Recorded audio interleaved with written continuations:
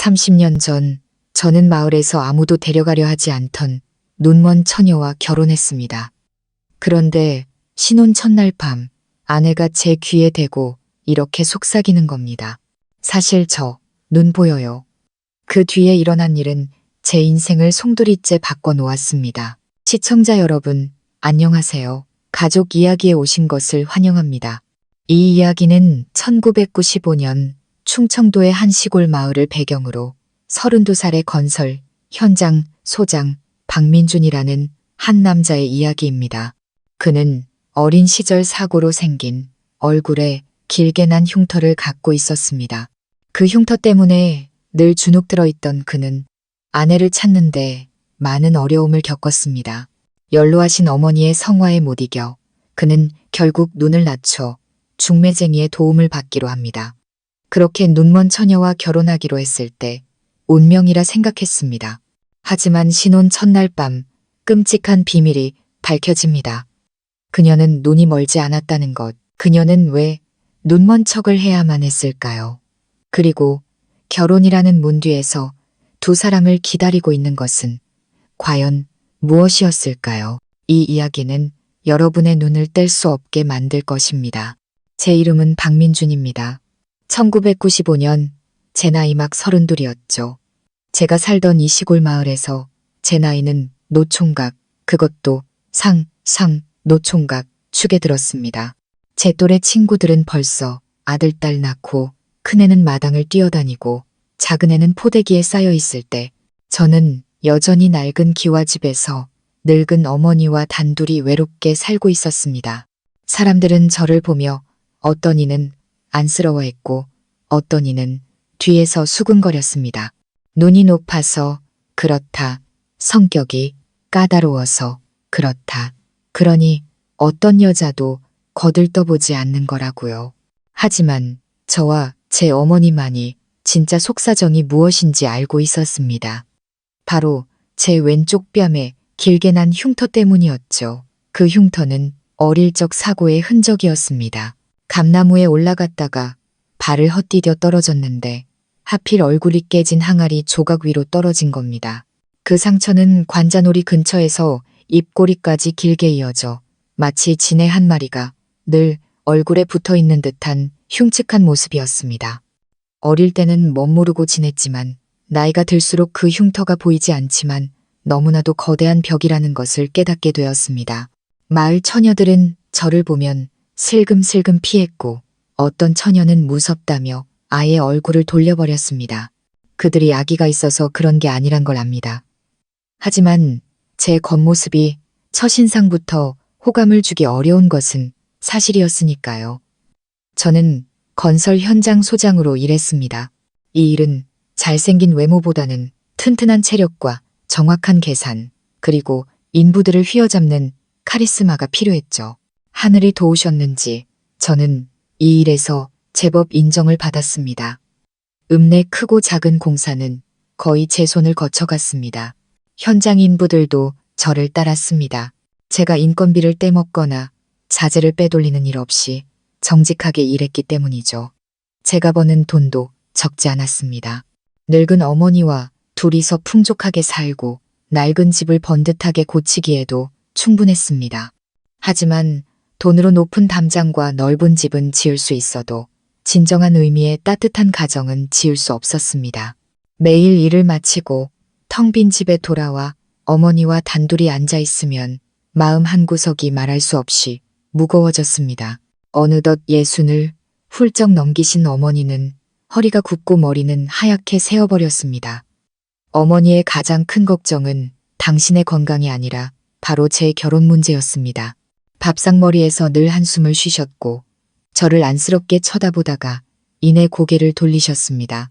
어머니가 무슨 말을 하고 싶은지 알았지만 제가 속상해할까봐 차마 입 밖으로 꺼내지 못하고 삼키시는 것을 저는 알고 있었습니다.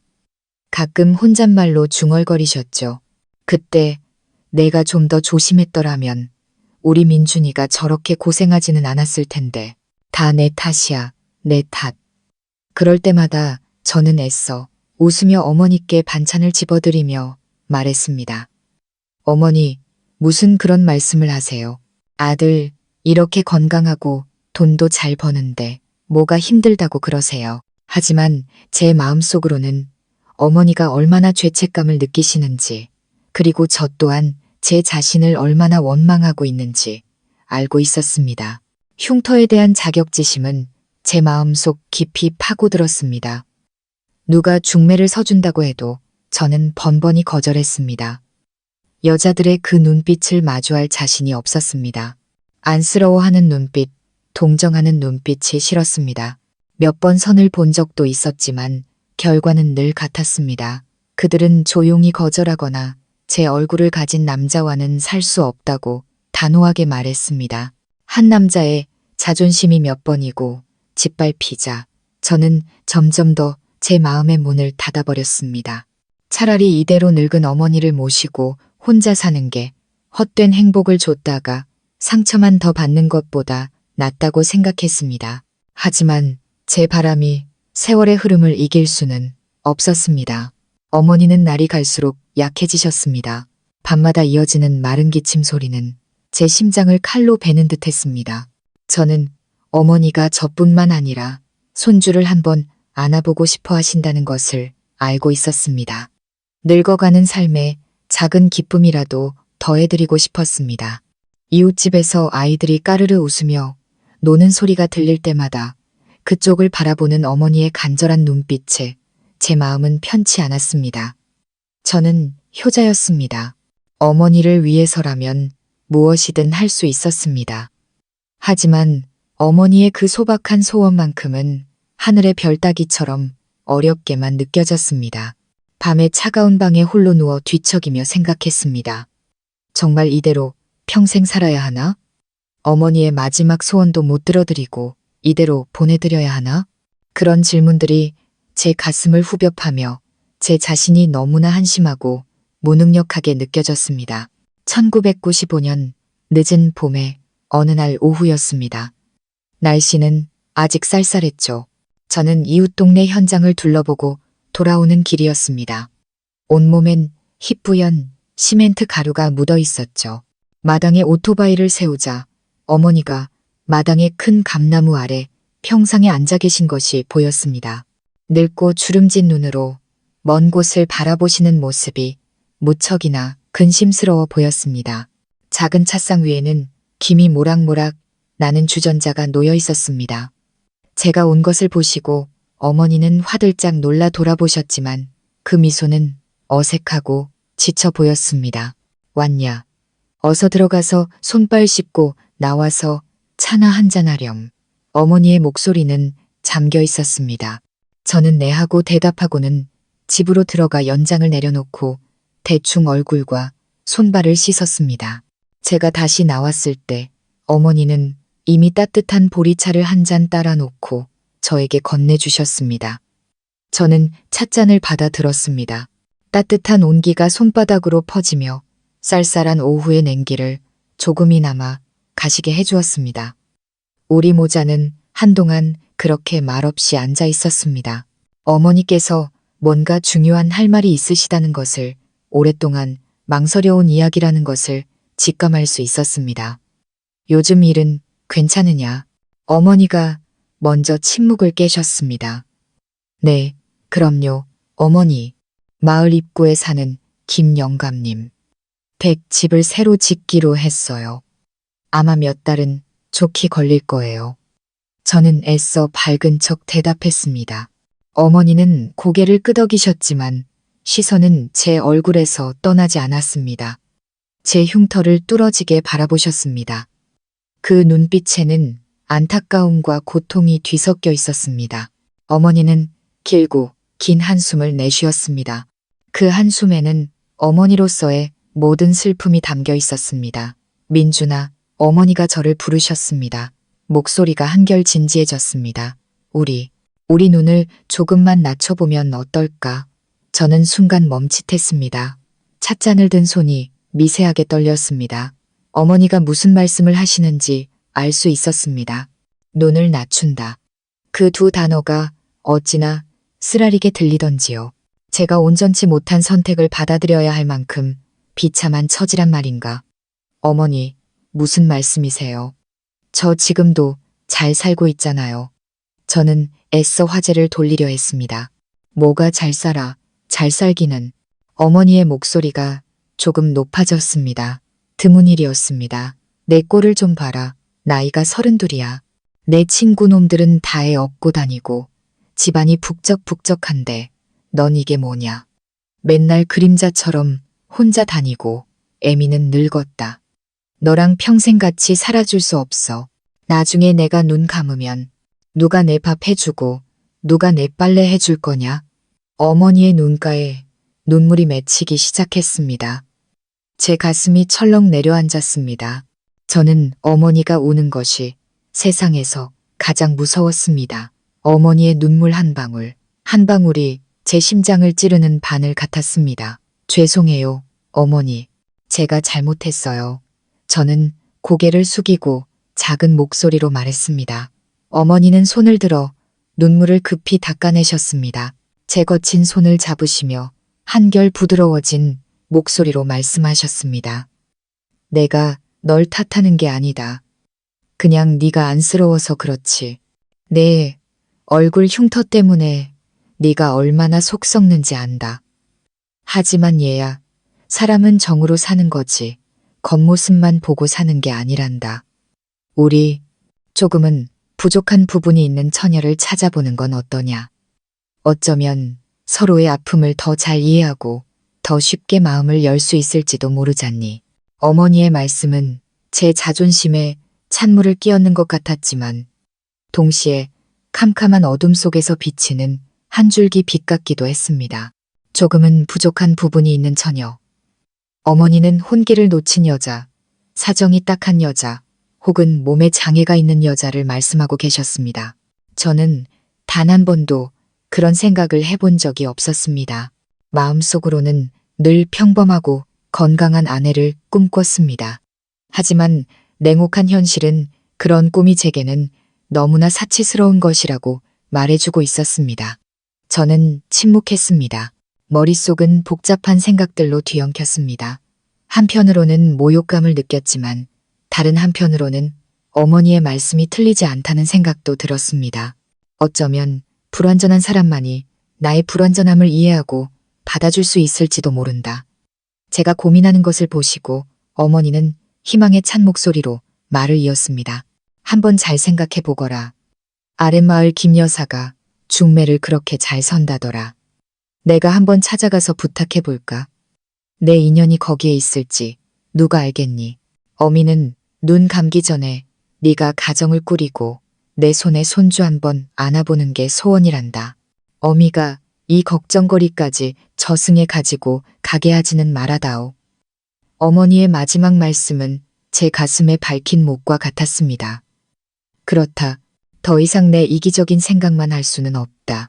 내 행복은 중요하지 않을지 몰라도 어머니의 소원은 반드시 들어드려야 한다. 저는 어머니께 평생의 빚을 졌다. 이것이 제가 어머니의 은혜에 보답할 수 있는 유일한 길일지도 모른다. 저는 고개를 들어 눈물이 고였지만 희망으로 빛나는 어머니의 눈을 바라보았습니다.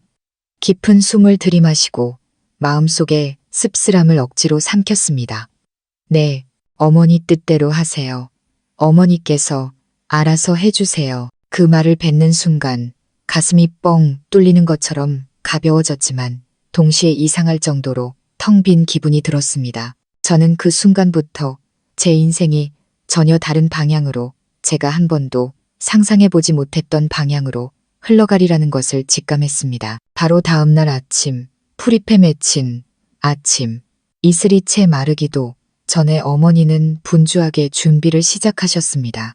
가장 아끼시는 고운 밤색 한복을 꺼내 입으셨습니다. 그 옷은 집안에 큰일이 있을 때만 입으시는 옷이었습니다. 어머니는 또한 정성스럽게 잘 익은 사과 한 상자와 좋은 녹차 한 통을 보자기에 싸시더니 저에게 오토바이로 아랫마을 김여사 댁에 데려다 달라고 재촉하셨습니다. 들떠서 서두르시는 어머니의 모습을 보니 마음이 짠하면서도 한편으로는 아려왔습니다. 어머니의 모든 희망이 이제 이 길 위에 달려있는 것 같았습니다. 김 여사의 집은 마을 끝자락에 있었습니다. 소박한 기와집이었지만 마당은 깨끗하고 정갈하게 정돈되어 있었죠. 김 여사는 어머니와 비슷한 연배로 몸집은 작지만 민첩해 보였고 눈은 늘 무언가를 계산하는 듯이 반짝였습니다. 우리 모자가 도착하자 그녀는 대문까지 달려나와 반갑게 우리를 맞았습니다. 목소리가 낭낭했죠. 어머나, 형님이랑 아드님이 어쩐 일로 이렇게 귀한 걸음을 다 하셨을까. 바람이 귀인을 우리 집으로 모셨나 보네. 어서 들어와서 차나 한 잔 들어요. 몇 마디 인사를 나눈 후 어머니는 바로 본론으로 들어갔습니다. 제 사정을 이야기하고 아들이 장가들어 안정되기를 바라는 어미의 마음을 토로하셨습니다. 제 얼굴의 흉터에 대해서도 숨기지 않으셨습니다. 오히려 그것이 제 혼사길을 막는 가장 큰 장애물이라고 솔직하게 말씀하셨습니다. 김 여사는 이야기를 다 듣고는 고개를 끄덕이며 모든 것을 이해한다는 표정을 지었습니다. 그녀는 제 머리부터 발끝까지 훑어보았습니다. 그 날카로운 눈빛은 마치 사람의 속마음까지 꿰뚫어 보는 듯 했습니다. 민준 총각 얘기는 익히 들어서 알고 있었죠. 키도 훤칠하고 몸도 건강하고 직업도 안정적인데 단지 인연이 아직 닿지 않았을 뿐이지. 그녀는 부채를 살랑이며 말했습니다. 형님이 이렇게 직접 부탁하시는데 제가 어찌 거절하겠어요. 이게 좀 어려운 일이긴 하지만 방법이 없는 건 아니에요. 그러더니 그녀는 목소리를 낮추며 비밀스럽게 말했습니다. 사실은 말이죠. 옆 동네에 이서연이라는 처녀가 하나 있어요. 올해 26인데 용모가 아주 단아하고 피부는 희고 머릿결은 비단 같죠. 마음씨 곱고 얌전하기는 말할 것도 없고요. 집안도 뼈대 있는 양반 집안이에요. 여기까지 듣자 제 마음에 작은 파문이 일었습니다. 그런 처녀가 왜 중매쟁이를 필요로 할까? 또 그런 처녀가 나 같은 사람에게까지 차례가 올 리가 있을까? 제 생각을 읽기라도 한 듯 김 여사는 바로 말을 이었습니다.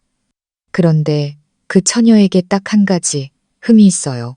어릴 때 열병을 심하게 앓고 나서 그 후유증으로 두 눈이 그만 멀어버렸답니다. 어릴 때부터 앞을 못 봤어요, 형님. 그것 때문에 팔자가 기구해졌죠. 아무리 예쁘고 착해도 눈먼 처녀를 며느리로 들이려는 집이 없었답니다. 저와 어머니는 그 자리에 얼어붙었습니다. 눈이 멀었다고? 눈먼 처녀라니. 어머니는 저를 바라보셨습니다. 그 눈빛에는 미안함이 서려 있었습니다. 제 머릿속은 온갖 감정으로 뒤죽박죽이었습니다. 연민, 놀라움, 그리고 이상하게도 약간의 안도감까지. 앞을 보지 못하는 사람이라면 내 흉터를 보지 못할 것이다. 내 겉모습을 보고 판단하거나 두려워하지 않을 것이다. 어쩌면 이 사람이 바로 어머니가 말씀하신 나의 단점을 이해하고 받아줄 수 있는 단점을 가진 그 사람이 아닐까. 김 여사는 우리가 침묵하는 것을 보고 말을 덧붙였습니다. 그쪽 집안에서도 큰 걸 바라지는 않아요. 그저 자기네 딸을 진심으로 아껴주고 사랑해줄 착한 남편감을 찾고 있을 뿐이에요. 예단비도 솔직하게 말하더군요. 그냥 형식적으로 100만 원만 받겠다고요. 1995년에 100만 원, 그것은 결혼 지참금으로는 너무나 적은 액수였습니다.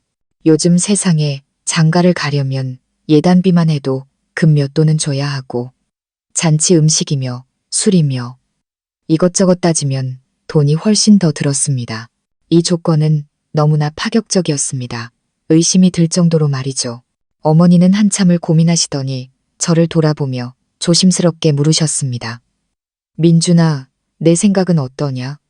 어머니도 마음이 복잡하시다는 것을 알 수 있었습니다. 한쪽에는 예쁘고 착하며 아무것도 요구하지 않는 며느리감이 있고 다른 한쪽에는 그녀가 앞을 못 본다는 현실이 있었습니다. 나중에 함께 살면서 생활하고 일하는 것이 얼마나 힘들겠습니까? 하지만 어머니의 눈빛을 보니 이미 마음이 어느 쪽으로 기울었는지 알 수 있었습니다. 어머니께는 제가 아내를 얻는 것, 아침 저녁으로 밥해주고 손주 하나 낳아주는 것만으로도 더 바랄 게 없으셨던 겁니다. 다른 어려움은 차차 극복하면 된다고 생각하셨겠죠. 저는 오랫동안 침묵했습니다. 제 인생을, 저를 거절했던 수많은 말들과 동정의 눈빛들을 떠올렸습니다. 그리고 어머니의 간절한 소원을 생각했습니다. 눈먼 처녀. 하지만 그녀는 결코 내 흉터를 보지 못할 것이다. 그녀는 내 겉모습이 아닌 있는 그대로의 나를 받아줄 것이다. 어쩌면 이것이 바로 운명의 장난일지도 모른다. 선이나 한번 보게 해주세요. 제 목소리는 쉬어 있었습니다. 어머니는 안도의 한숨을 내쉬었고 얼굴이 환하게 펴졌습니다. 어머니는 김 여사를 향해 한껏 밝아진 목소리로 말했습니다. 아우님, 그럼 우리 한번 만날 수 있게 자리 좀 마련해줘요. 빠르면 빠를수록 좋겠네. 김 여사는 활짝 웃으며 검게 물든 치아를 드러냈습니다. 형님, 걱정 마세요. 이 일은 저한테 맡기시고 제가 좋은 날 잡아서 바로 연락드릴게요. 매끄럽고 순조롭게 진행될 테니 염려 붙들어 매세요. 집으로 돌아오는 길, 어머니는 무척 기뻐하셨습니다. 서연이라는 처녀에 대해 계속 이야기하셨습니다. 그녀가 얼마나 예쁘고 상냥할지 상상하시다가도 눈먼 처녀가 어떻게 며느리 노릇을 할지 걱정하기도 하셨습니다. 저는 그저 말없이 오토바이를 몰았습니다. 마음은 온갖 생각으로 무거웠습니다. 저는 곧 제 아내가 될 여자를 만나러 갈 것입니다.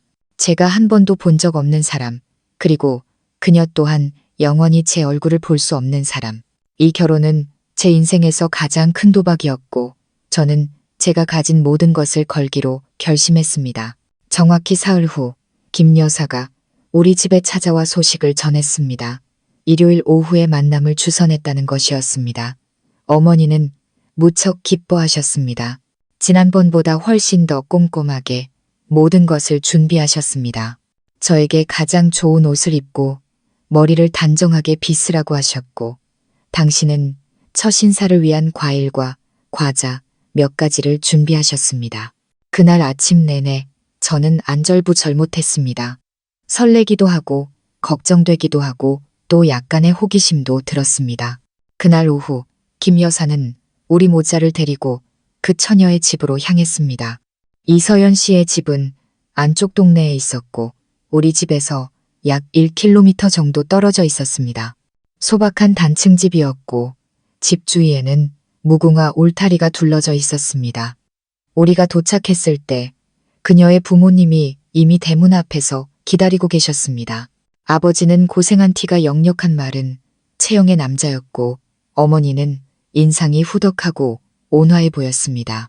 그들은 우리를 무척 반갑게 맞아주었지만 그들의 눈빛 속에서 숨길 수 없는 걱정을 읽을 수 있었습니다. 우리는 안으로 안내받았습니다. 집 안에는 값비싼 물건은 없었고 가구도 소박했지만 아주 깔끔하고 정돈되어 있었습니다. 차를 내어준 후 처녀의 어머니가 안방으로 들어가 조용히 말했습니다. 서연아, 손님 오셨다. 이리 나와서 인사드리렴. 잠시 후 안방에서 한 처녀가 어머니의 부축을 받으며 한 걸음 한 걸음 걸어 나왔습니다.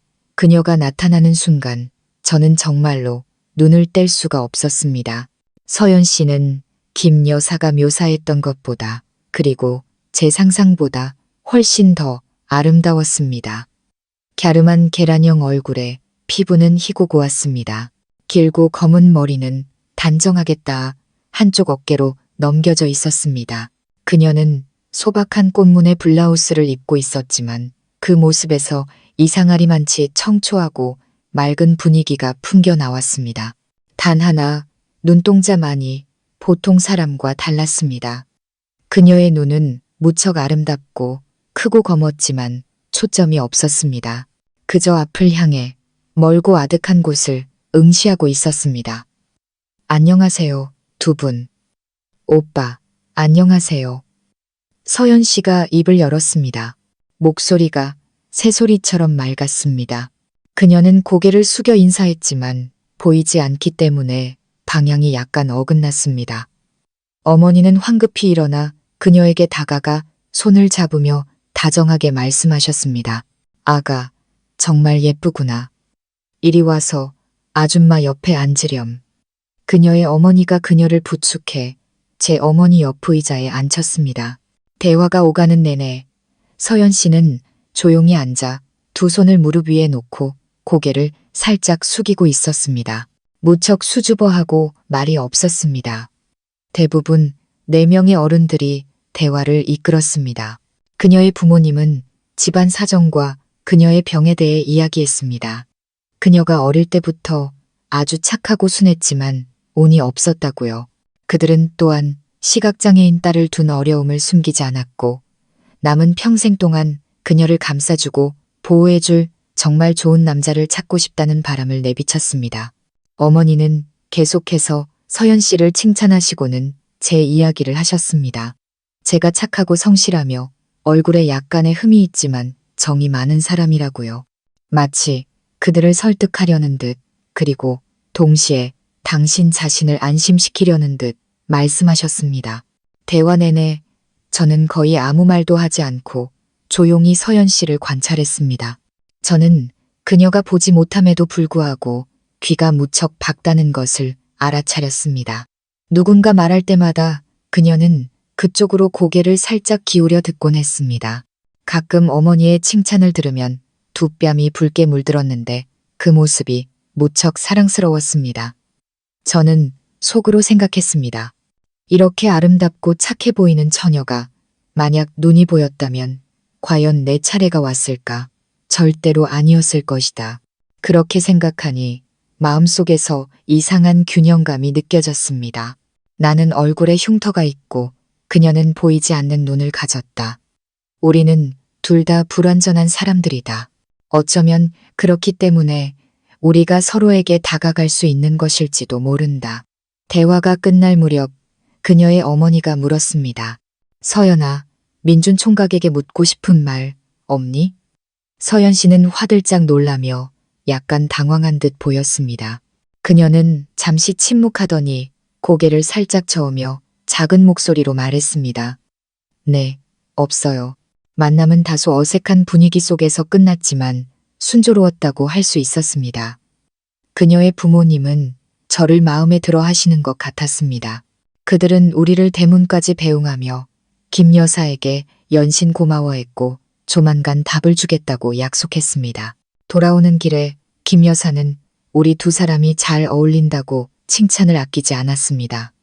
어머니는 무척 기뻐하셨습니다. 저를 돌아보며 물으셨죠. 그 아가씨 어떠냐? 괜찮으냐? 저는 바로 대답하지 않았습니다. 초점 없는 눈동자와 아름다운 얼굴을 가진 그녀의 모습이 머릿속에 계속 맴돌았습니다. 제가 그녀를 좋아하는지 아니면 단순히 운명을 받아들이는 것인지 알 수 없었습니다. 어머니께서 알아서 결정하세요. 저는 조용히 대답했습니다. 어머니는 그 말을 듣고 제 뜻을 알아차리셨습니다. 만족스러운 미소를 지으셨죠. 제가 암묵적으로 동의했다는 것을 아신 겁니다. 단 한 번의 짧은 만남으로 결정된 결혼. 사랑도 서로를 알아가는 과정도 없었습니다. 그저 두 불완전한 인생이 서로에게 기대어 남은 생을 살아가기를 바라는 마음으로 이어진 것뿐이었습니다. 저는 처녀의 집에서 생각할 시간이 더 필요하거나 적어도 서로를 더 잘 알기 위해 몇 번 더 만나자고 할 줄 알았습니다. 하지만 제 생각은 틀렸습니다. 첫 만남 후 불과 이틀 만에 김 여사가 허둥지둥 우리 집으로 달려왔습니다. 얼굴에는 희색이 만연했죠. 저와 어머니 모두 예상치 못한 소식을 전했습니다. 형님, 민준 총각, 좋은 소식, 좋은 소식이에요. 그녀는 대문 밖에서부터 외쳤습니다. 그쪽 집에서 허락했어요. 민준 총각을 아주 마음에 들어해요. 착하고 어른스럽고 믿음직스럽다고 칭찬이 자자해요. 민준 총각에게 딸을 맡기면 마음이 놓인다고 하더군요. 어머니는 그 말을 듣고 뛸 듯이 기뻐하며 황급히 김 여사를 안으로 모시고 떨리는 손으로 차를 따랐습니다. 저는 마당 한가운데서 마치 못 박힌 듯 서 있었습니다. 허락했다고? 이렇게 빨리. 저는 그날 만남 이후의 감정을 아직 정리하지도 못했는데 모든 것이 너무나 빠르고 갑작스럽게 진행되어 마치 걷잡을 수 없는 급류에 휩쓸리는 기분이었습니다. 김 여사는 자리에 앉아 차를 한 모금 마시고는 흥분된 목소리로 말을 이었습니다. 허락만 한 게 아니에요. 그쪽에서는 되도록 빨리 일을 진행하고 싶어 해요. 밤이 길면 꿈도 많다고 오래 끌다가 다른 사람들이 이러쿵저러쿵 말 나올까봐 걱정하는 거죠. 처녀 아버지가 저더러 와서 형님과 총각 의견을 물어보라고 하더군요. 언제쯤 어른들끼리 만나서 정식으로 이야기하면 좋을지 말이에요. 어머니는 1초도 고민하지 않고 바로 대답하셨습니다. 어머나, 너무 잘 됐네. 아우님, 우리야 언제든지 준비되어 있지. 좋은 날만 잡히면 바로 찾아가겠네. 하루라도 빠르면 더 좋고. 그리고 어머니는 저를 돌아보셨습니다. 내 생각은 어떠냐고 묻는 듯한 눈빛으로 저는 이제 와서 반대할 수 없다는 것을 알았습니다. 모든 것은 이미 어른들에 의해 결정되었습니다. 저는 이 바둑판의 졸이었고 다른 수를 둘 권리가 없었습니다. 저는 조용히 고개를 끄덕여 대답을 대신했습니다. 그렇게 모든 일은 눈 깜짝할 사이에 진행되었습니다. 어머니와 김 여사는 용한 점쟁이를 찾아가 불과 2주 뒤로 약혼식 날짜를 받아왔습니다. 약혼식 날, 우리 집에서는 떡과 과일, 그리고 가장 중요한 예단비 100만 원을 가지고 처녀의 집으로 갔습니다. 예식은 소박하지만 정중하게 치러졌습니다. 서연 씨의 부모님은 예물을 받으셨습니다. 그들의 얼굴에는 기쁨과 걱정이 교차했습니다. 저는 서연 씨를 보았습니다. 그녀는 여전히 고운 한복을 입고 있었고 아름다운 얼굴은 땅을 향해 있었습니다. 한마디도 하지 않았죠. 그녀는 곧 시집갈 신부라기보다는 운명에 순응하는 사람처럼 보였습니다. 그녀의 초점 없는 눈동자는 오늘따라 더욱 깊은 슬픔에 잠겨 있는 듯 했습니다. 제 마음속에 문득 질문이 떠올랐습니다. 그녀는 정말로 이 결혼을 자발적으로 받아들인 것일까? 아니면 나처럼 어머니를 위해 억지로 자신을 설득하고 있는 것일까? 약혼식 후 결혼식 날짜도 바로 한 달 뒤로 정해졌습니다. 한 달, 인생의 중대사를 준비하기에는 너무나 짧은 시간이었습니다. 어머니는 모든 것을 준비하느라 분주하셨습니다. 잔치 음식을 예약하고 하객을 초대하고 우리 부부를 위해 새 침구와 장롱을 장만하느라 동분서주하셨습니다. 얼굴에는 기쁨이 가득했고 어딜 가나 곧 며느리를 본다고 자랑하셨습니다. 그렇게 행복해 하시는 어머니를 보니 제 마음속의 불안도 조금은 가라앉았습니다. 어머니만 기쁘시다면 그걸로 됐다고 스스로를 위로했습니다. 그 한 달 동안 저와 서연 씨는 단 한 번도 단둘이 만난 적이 없었습니다. 서로에 대한 정보는 모두 어른들의 말을 통해 전해 들었습니다. 저는 그녀가 팥빙수를 좋아하고 트로트를 즐겨 듣는다는 것을 알게 되었습니다. 그녀는 제가 건설 일을 하고 담배를 피우지 않으며 술을 잘 마시지 않는다는 것을 알게 되었죠. 우리는 마치 곧 서명될 혼인신고서 한 장으로 묶인 두 낯선 사람 같았습니다. 데이트도 사랑의 속삭임도 손 한 번 잡아본 적도 없었습니다. 만약 감정이 있다면 그것은 아마도 서로에 대한 연민과 수용이었을 겁니다. 결혼식 날이 다가올수록 제 마음은 더욱 복잡해졌습니다. 밤마다 잠 못 이루고 뒤척였습니다. 나는 어떤 남편이 되어야 할까? 눈먼 아내를 어떻게 대해야 할까? 앞으로의 삶에 어떤 어려움이 닥칠까? 우리는 과연 화목하게 살 수 있을까? 수만 가지 질문이 제 머릿속을 맴돌았습니다. 저는 두려웠습니다. 제가 곧 발을 들여놓을 그 막막한 미래가 두려웠습니다. 하지만 어머니께서 꾸며주신 아늑한 신혼방을 보고 늙고 주름진 어머니의 얼굴에 가득한 만족스러운 미소를 볼 때마다 저는 다시 마음을 다잡았습니다. 나는 남자다. 이 집안의 기둥이다. 약해져서는 안 된다. 이 결혼이 어떻게 되든 나는 책임을 져야 한다. 곧 내 아내가 될 여자에게 그리고 어머니의 소원에 대해 책임을 져야 한다. 마침내 결혼식 날이 왔습니다. 늦봄의 어느 날 햇살은 꿀처럼 노랗게 마을 길 위에 쏟아졌습니다. 아침 일찍부터 우리 집은 사람들의 웃음소리로 시끌벅적했습니다. 어머니는 고운 자줏빛 한복을 입으시고 얼굴에는 기쁨이 넘쳐 흘렀습니다. 안절부절못하시며 사람들에게 상을 다시 놓고 찻잔을 정리하라고 지시하셨습니다. 가까운 친척들도 아침 일찍부터 와서 일을 도왔습니다. 분위기는 분주했지만 따뜻하고 기쁨으로 가득 찼습니다. 오직 신랑인 저만이 마음이 복잡했습니다. 저는 밝은 회색 양복을 입고 거울 앞에 섰는데 제 모습이 무척 낯설게 느껴졌습니다. 얼굴의 흉터는 아침 햇살 아래 더욱 선명해 보였습니다. 잠시 후 아름다운 신부 옆에 섰을 때 내가 그녀를 창피하게 만들지는 않을까 하는 생각이 들었습니다. 정해진 길시에 우리 신랑 측 행렬이 출발했습니다. 선두에는 꽃차가 있었는데 사실은 조화와 빨갛고 파란 리본으로 어설프게 장식한 낡은 오토바이였습니다. 촌스러워 보였지만 시골 사람들의 설렘이 가득 담겨 있었죠. 저는 그 뒤에 탄 차에 앉아 있었습니다. 심장은 쿵쾅거렸습니다. 신부를 맞으러 가는 기분이 아니라 제 운명이 결정될 법정으로 가는 기분이었죠. 신부 집도 준비를 잘 해두었습니다. 우리가 도착하자 폭죽 소리가 요란하게 터졌습니다. 서연 씨는 붉은색 한복을 입고 머리에는 면사포를 쓴 채 방 안에 조용히 앉아 있었습니다. 그녀의 어머니가 그녀의 손을 잡고 조상님께 인사를 드리러 나왔을 때 우리 신랑 측 친척들은 모두 감탄했습니다. 그녀는 눈부시게 아름다웠습니다. 그녀의 맑고 성스러운 아름다움은 주변의 모든 것을 빛바래게 하는 듯 했습니다. 저는 그녀 옆에 섰습니다. 제 자신이 너무나 작고 어색하게 느껴졌습니다. 저는 슬쩍 그녀를 쳐다보았지만 그녀는 그저 고개를 숙이고 있었습니다. 얇은 면사포 뒤로 보이는 아름다운 얼굴에는 아무런 감정도 드러나지 않았습니다. 시골 결혼식은 간단해서 복잡한 의식은 많지 않았습니다. 신부 집에서 예를 올린 후 저는 그녀를 부축해 시댁으로 가기 위해 차로 향했습니다. 제가 그녀의 손을 잡았을 때 그 손이 무척 부드럽지만 차갑고 약간 떨리고 있다는 것을 느꼈습니다.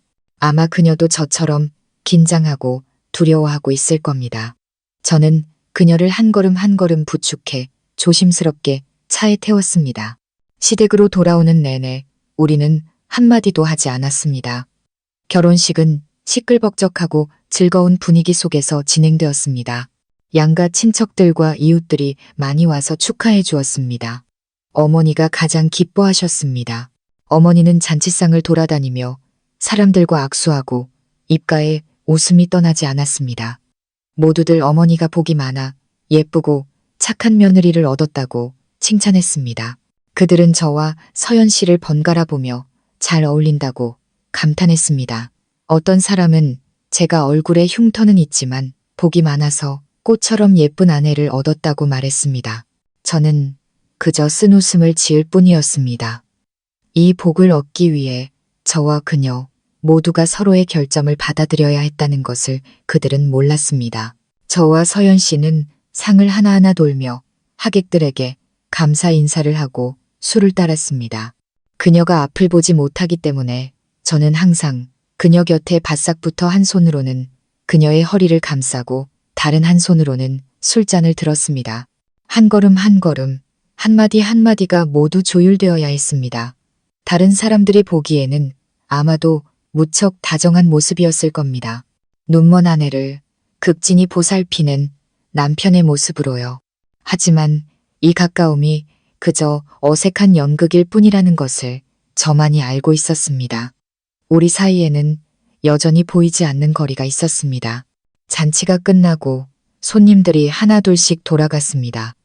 집은 다시 원래의 고요함을 되찾았고 공기 중에는 술과 음식 냄새만이 남아 있었습니다. 어머니는 피곤하셨지만 대충 정리를 하시고는 우리에게 어서 방에 들어가 쉬라고 재촉하셨습니다. 어머니는 다정하고 희망에 찬 눈빛으로 우리를 바라보셨습니다. 저는 어머니의 그 눈빛을 이해했습니다. 어머니는 불행한 아들에게 온전한 행복이 찾아오기를, 이 집에 곧 아이의 웃음소리가 울려 퍼지기를 바라고 계셨습니다. 저는 서연 씨를 부축해 신혼방으로 들어갔습니다. 방은 소박하지만 아늑하게 꾸며져 있었습니다. 방문이 닫히자 우리는 바깥 세상과 단절되었습니다. 이제 길고 긴 밤, 그리고 비밀로 가득 찬 결혼 생활을 앞둔 두 낯선 사람, 저와 그녀만이 남았습니다. 신혼방은 벽에 걸린 괴종시계의 똑딱거리는 소리와 제 자신의 얕은 숨소리까지 들릴 정도로 고요했습니다. 탁자 위에서 희미하게 타오르는 호롱불은 따뜻한 노란빛을 내뿜었지만 방 안을 가득 메운 어색한 공기를 쫓아내기에는 역부족이었습니다. 서연 씨는 여전히 침대 가장자리에 앉아 있었습니다. 두 손은 무릎 위에 단정히 놓여 있었고 고개는 여전히 숙여져 있었습니다. 붉은색의 홀레복은 그녀의 새하얀 피부와 연약한 아름다움을 더욱 돋보이게 했습니다. 저는 방구석에 서서 뭘 해야 할지 몰라 서성거렸습니다. 이제 무슨 말을 해야 할까?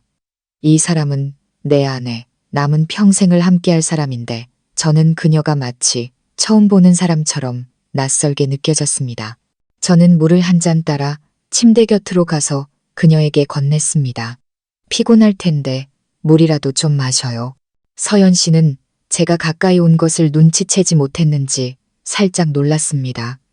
그녀는 천천히 고개를 들었지만 눈은 여전히 허공의 한 점을 응시하고 있었습니다. 그녀는 허공에서 손을 더듬었습니다. 저는 얼른 그녀의 손을 잡아 부드러운 손바닥에 찻잔을 쥐어주었습니다. 고마워요. 그녀가 작게 말했습니다. 목소리는 여전히 맑았지만 약간의 떨림이 섞여 있었습니다. 그녀는 물을 한 모금 마시고는 침대 옆 탁자에 찻잔을 내려놓았습니다.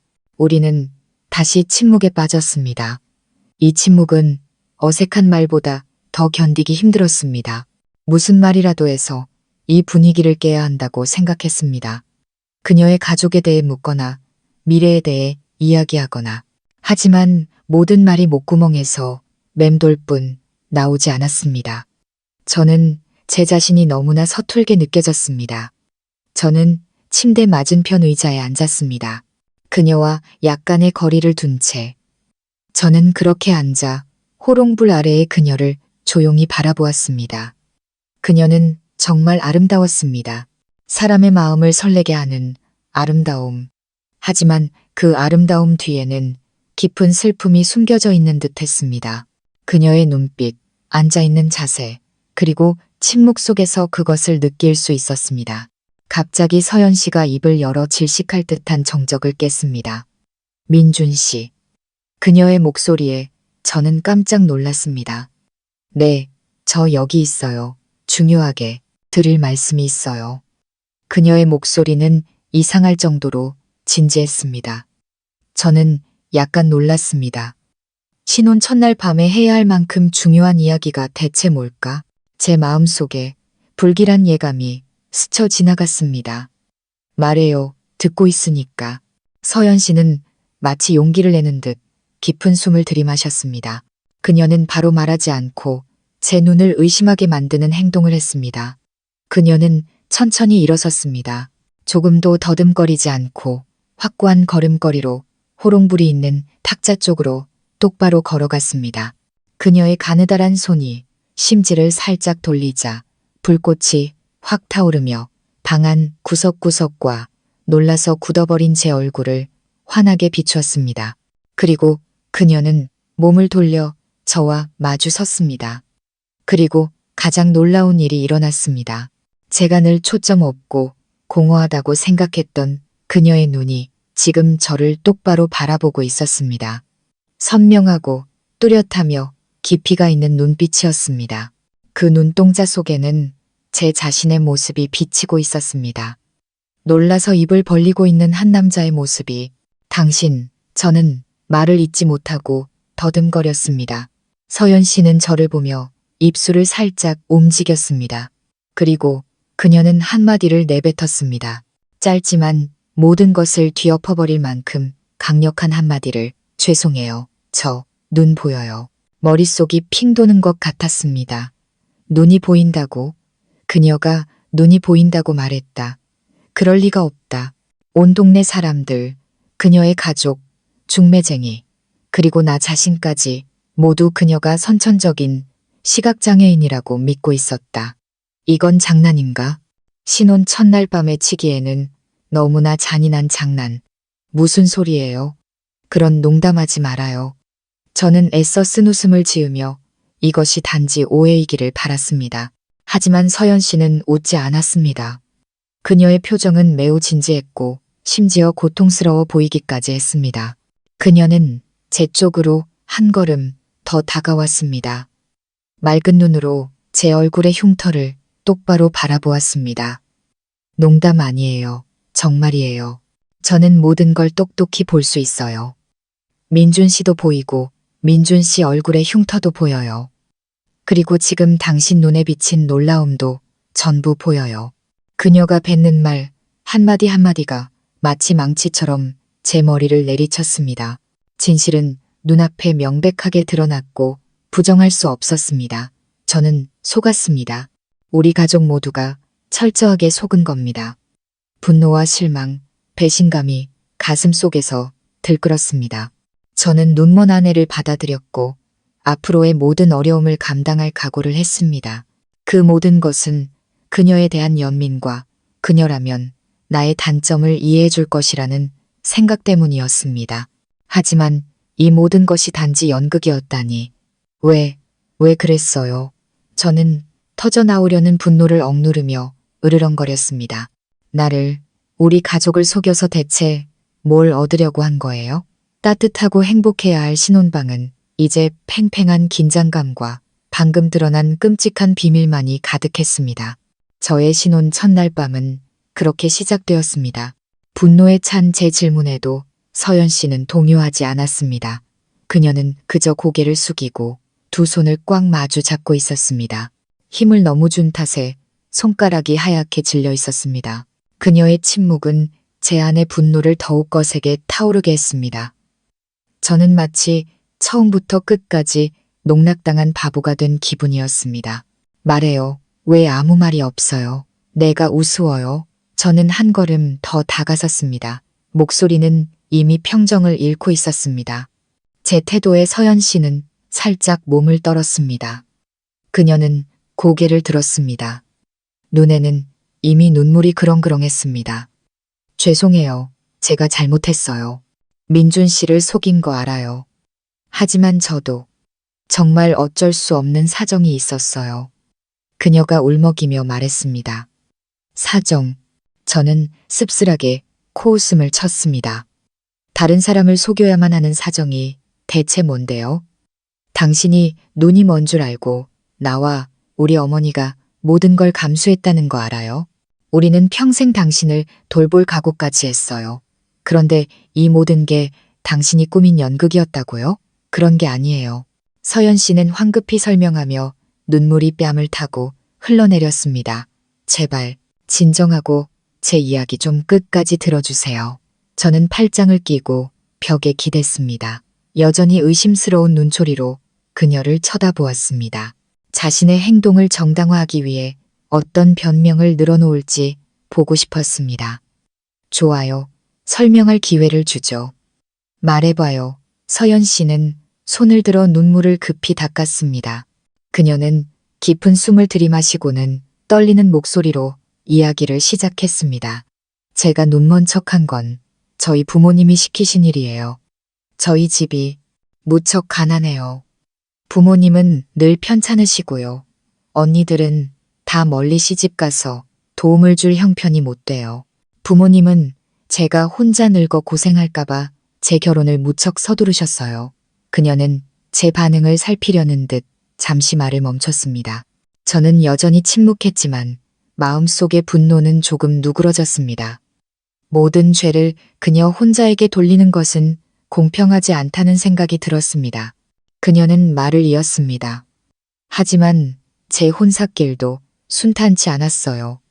선을 보면 어떤 남자는 저희 집이 가난하다고 퇴짜를 놓고 어떤 남자는 제 마음에 들지 않았어요.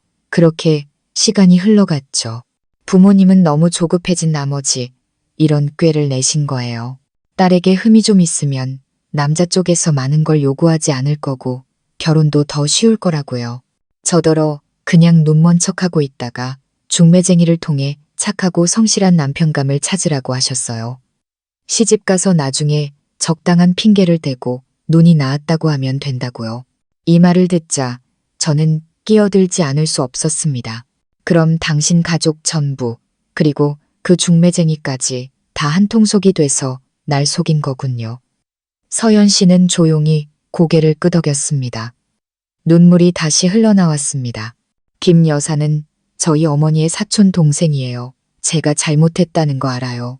하지만 부모님이 우시면서 다 저를 위해서라고 좋은 남편 만나 의지하고 살게 해주고 싶어서 그런 거라고 애원하시는데 저로서는 다른 방법이 없었어요. 그녀가 내놓은 이유는 그럴듯해 보였지만 여전히 뭔가 석연치 않았습니다. 너무 단순했습니다. 정말로 단지 빨리 결혼하고 싶다는 이유만으로 그녀와 그녀의 가족이 이렇게 정교하고 위험한 연극을 꾸몄단 말인가. 그럼 왜 나였죠? 저는 핵심을 찔렀습니다. 선을 본 사람들 중에 왜 하필 나였냐고요. 제 질문은 서연 씨의 마음속 깊은 곳을 건드린 듯 했습니다. 그녀는 오랫동안 침묵했습니다. 땅을 내려다보며 제 시선을 피했습니다. 김 여사님이 민준 씨가 좋은 사람이라고 했어요. 얼굴에 흉터가 있어서 혼사길이 막혔지만 정이 많고 다른 사람을 아낄 줄 아는 사람이라고요. 민준 씨 같은 사람이라면 제 사정을 이해해 줄 수 있을 거라고 생각했어요. 그녀의 설명에 제 마음이 무겁게 가라앉았습니다. 결국 그들의 눈에 나와 그녀는 둘 다 결점이 있는 사람, 서로의 동정이 필요한 사람들이었던 것이다. 이 결혼은 처음부터 두 불완전한 운명의 타협이자 거래였던 셈이다. 제 안의 분노는 거의 다 사라지고 그 자리를 형언할 수 없는 복잡한 감정이 채웠습니다. 화가 나면서도 그녀가 불쌍했고 제 자신이 우습게 느껴졌습니다. 저는 침대에 걸터 앉아 길게 한숨을 쉬었습니다. 머릿속이 실타래처럼 엉켜 있었습니다. 이제 어떻게 해야 하나? 비밀은 밝혀졌지만 오직 우리 둘만 알고 있다. 만약 내가 지금 이 일을 크게 만들어 그녀를 친정으로 돌려보낸다면 우리 가족뿐만 아니라 그녀의 가족도 마을 사람들에게 얼굴을 들 수 없을 것이다. 그리고 어머니는 이 충격을 견디지 못하실 것이다. 어머니는 내 결혼에 모든 희망을 걸고 계셨다. 제가 침묵하자 서연 씨는 조심스럽게 다가와 제 옆에 무릎을 꿇었습니다. 지금 저한테 많이 화나신 거 알아요. 욕을 하셔도 좋고 때리셔도 좋아요. 다 간수할게요. 다만 제발 이 일을 아무에게도 말하지 말아주세요. 특히 어머님께는요. 연세도 많으신데 충격받으시면 안 되잖아요. 부탁이에요. 앞으로 제가 소처럼 말처럼 일해서 이 잘못을 갚을게요. 아름다운 여인이 눈물을 흘리며 제 발치에 꿇어앉아 있는 모습을 보니 마음이 다시 약해졌습니다. 어쨌든 그녀는 이제 내 아내고 이미 벌어진 일이다. 지금 소란을 피워봤자 해결될 건 없고 동네 사람들 웃음거리만 될 뿐이다. 저는 오랫동안 생각한 끝에 저 자신도 예상치 못한 결정을 내렸습니다. 됐어요. 일어나요. 이 일은 아무에게도 말하지 않겠어요. 하지만 조건이 있어요. 서연 씨는 희망에 찬 눈으로 고개를 들었습니다. 어떤 조건이든 다 따를게요. 내일부터 모든 사람들 앞에서 당신은 여전히 눈먼 사람이어야 해요. 내가 그만하라고 할 때까지 이 연극을 계속해야 합니다. 할 수 있겠어요? 저는 그 조건을 내걸었습니다. 한편으로는 그녀를 벌주고 싶었고 다른 한편으로는 그녀가 갑자기 눈을 뜬다면 어머니와 다른 사람들에게 어떻게 설명해야 할지 막막했기 때문입니다. 서연 씨는 망설이지 않고 즉시 고개를 끄덕였습니다. 네, 할 수 있어요. 시키는 건 뭐든지 할게요. 고마워요. 저를 용서해 주셔서 정말 고마워요. 우리의 신혼 첫날 밤은 그렇게 끝났습니다. 열정은 없고 비밀과 약속만이 남았습니다. 우리는 각자 침대 한쪽 끝에서 따로 잤습니다. 저는 그녀에게 등을 돌리고 누워 복잡한 생각에 잠겼습니다. 나는 아내를 얻었다. 아름답고 건강한 아내를. 하지만 내 결혼은 거짓말로 시작되었다. 그리고 내일부터 나는 그녀와 함께 그 거짓말 속에서 살아야만 한다. 다음 날 아침 제가 먼저 잠에서 깼습니다. 아침 햇살이 창틈으로 스며들어 방바닥에 밝은 줄무늬를 만들었습니다. 어젯밤의 분노와 충격은 가라앉고 피로감과 공허함만이 남았습니다. 저는 옆에 누운 사람을 돌아보았습니다. 서연 씨는 아직 깊이 잠들어 있었습니다. 갸름한 얼굴이 한쪽으로 기울어져 있었고 길고 풍성한 속눈썹이 살짝 떨리고 있었습니다. 그녀는 무척 평화로워 보였습니다. 어젯밤의 두려움에 떨며 애원하던 모습과는 전혀 달랐죠. 저도 모르게 그녀를 조금 더 오래 바라보았습니다. 그녀는 정말 아름다웠습니다. 화장기 없는 자연스러운 아름다움. 만약 그 거짓말만 없었다면 나는 아마 이 동네에서 가장 행복한 남자였을 겁니다. 바로 그때 서연 씨가 몸을 뒤척이며 잠에서 깼습니다. 그녀는 눈을 떴습니다. 맑고 초롱초롱한 눈동자가 아침 햇살에 반짝였습니다. 아주 짧은 순간 그녀는 저를 똑바로 쳐다보았습니다. 완전히 자연스러운 시선이었죠. 하지만 곧 무언가 생각난 듯 그녀는 황급히 눈을 감았다가 다시 천천히 떴습니다. 익숙한 초점 없는 시선으로 조정한 채 눈 깜짝할 사이에 이루어진 그녀의 그 변화는 너무나 능숙해서 감탄스럽기도 하고 한편으로는 마음이 아팠습니다. 바로 그때 밖에서 문을 두드리는 소리가 나더니 어머니의 기쁨에 찬 목소리가 들려왔습니다. 민준아, 세아가 둘 다 일어났느냐? 어미가 아침 차려놨다. 저와 서연 씨는 서로를 쳐다보았습니다. 둘 다 약간 당황했죠. 이것이 우리의 첫 번째 시험이었습니다. 저는 밖을 향해 대답했습니다. 네, 어머니. 일어났어요. 금방 나갈 테니 그냥 두세요. 저는 먼저 일어나 옷을 갈아입었습니다. 서연 씨도 일어났지만 그녀는 침대에 가만히 앉아 어쩔 줄 몰라 했습니다. 그녀가 얼마나 난처할지 이해할 수 있었습니다. 저는 한숨을 쉬고 침대 곁으로 가서 우리 둘만 들릴 정도로 작게 말했습니다. 시작해요. 그리고 저는 그녀를 부축해 침대에서 내려주었습니다. 서연 씨는 즉시 역할에 몰입했습니다. 그녀는 제 팔에 매달려 새로운 공간에 익숙하지 않은 듯 더듬거리며 비틀비틀 걸었습니다. 밖으로 나가자 어머니는 소박하지만 따끈한 아침상을 차려놓고 계셨습니다. 우리를 보시고는 환하게 웃으셨습니다. 우리 며느리 일어났구나. 어젯밤에 잠은 잘 잤니? 어머니는 다정하게 물으시며 서연 씨의 의자를 빼주셨습니다. 네, 어머님, 잘 잤어요. 감사합니다. 서연 씨는 고개를 숙인 채 작은 목소리로 대답했습니다. 첫 아침 식사는 기묘한 분위기 속에서 진행되었습니다. 어머니는 기뻐하시며 계속해서 며느리에게 반찬을 집어주셨고 저에게 아내를 잘 보살피고 사랑해주라고 끊임없이 당부하셨습니다. 당신의 아들과 며느리가 서툰 연극을 하고 있다는 사실을 전혀 모르셨습니다. 서연 씨는 무척 어색해했습니다. 젓가락을 입으로 가져가다가 몇 번이나 헛디뎌 밥알을 상에 흘렸습니다. 그럴 때마다 그녀는 당황하며 부끄러워했습니다. 어머니는 그 모습을 보고 더욱 안쓰러워하셨습니다. 저를 돌아보며 말씀하셨죠. 새아기가 몸이 불편하니 네가 참고 잘 가르쳐주렴, 민준아. 저는 그저 네라고 대답할 수밖에 없었습니다. 마음은 무거웠죠. 저는 헌신적인 남편 역할을 하며 아내에게 반찬을 집어주는 동시에 이 연극을 지켜보는 불편한 감정을 견뎌야 했습니다.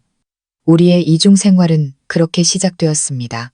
낮에는 어머니와 이웃들 앞에서 서연 씨는 불쌍한 눈먼 며느리였습니다. 그녀의 모든 일상생활에는 도움이 필요했습니다. 집안을 다닐 때는 상에 부딪히고 의자에 걸려 넘어졌고 밥을 지을 때는 간장이나 소금을 쏟았으며 빨래를 할 때는 깨끗한 옷과 더러운 옷을 구분하지 못했습니다. 어머니는 며느리가 안쓰러워 거의 모든 일을 대신해 주셨습니다. 그녀에게는 손 하나 까딱 못하게 하고 편히 쉬라고 한쪽에 앉혀두셨습니다. 하지만 밤이 되어 어머니가 방에 들어가 쉬시면 이 낡은 기와집은 또 다른 무대로 변했습니다. 우리 둘만 남았을 때 서연 씨는 완전히 다른 사람으로 변했습니다. 그녀는 더 이상 서툴고 어색하지 않았습니다. 어둠 속에서 그녀의 눈은 호롱불 빛에 반짝였고 손은 놀라울 정도로 빠르고 능숙해졌습니다. 그녀는 집안을 깨끗하게 청소하고 물건들을 체계적으로 정리했습니다. 낮 동안 쌓인 더러운 옷들은 그녀의 손에서 깨끗하게 빨아져 깔끔하게 널렸습니다. 그녀는 맛있는 야식을 만들기도 했고 심지어 의학 지식도 약간 있었습니다. 한 번은 제가 일하고 돌아와 감기에 걸렸는데 그녀는 따뜻한 생강차를 끓여주고 은수저로 등을 긁어주었습니다. 그 솜씨는 경험 많은 사람 못지않았습니다. 저는 매일 밤 그 변화를 조용히 지켜보았습니다. 처음에 분노는 점차 호기심과 약간의 감탄으로 바뀌었습니다. 제가 데려온 아내는 낮의 모습처럼 약하고 무력하지 않았습니다.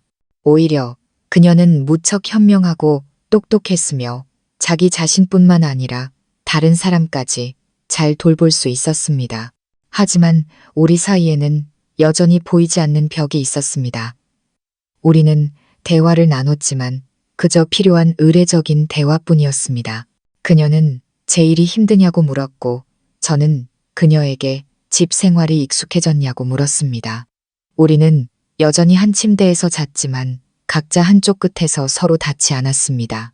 침실은 진실이 존재하는 유일한 공간이었지만 동시에 가장 차갑고 멀게 느껴지는 공간이기도 했습니다.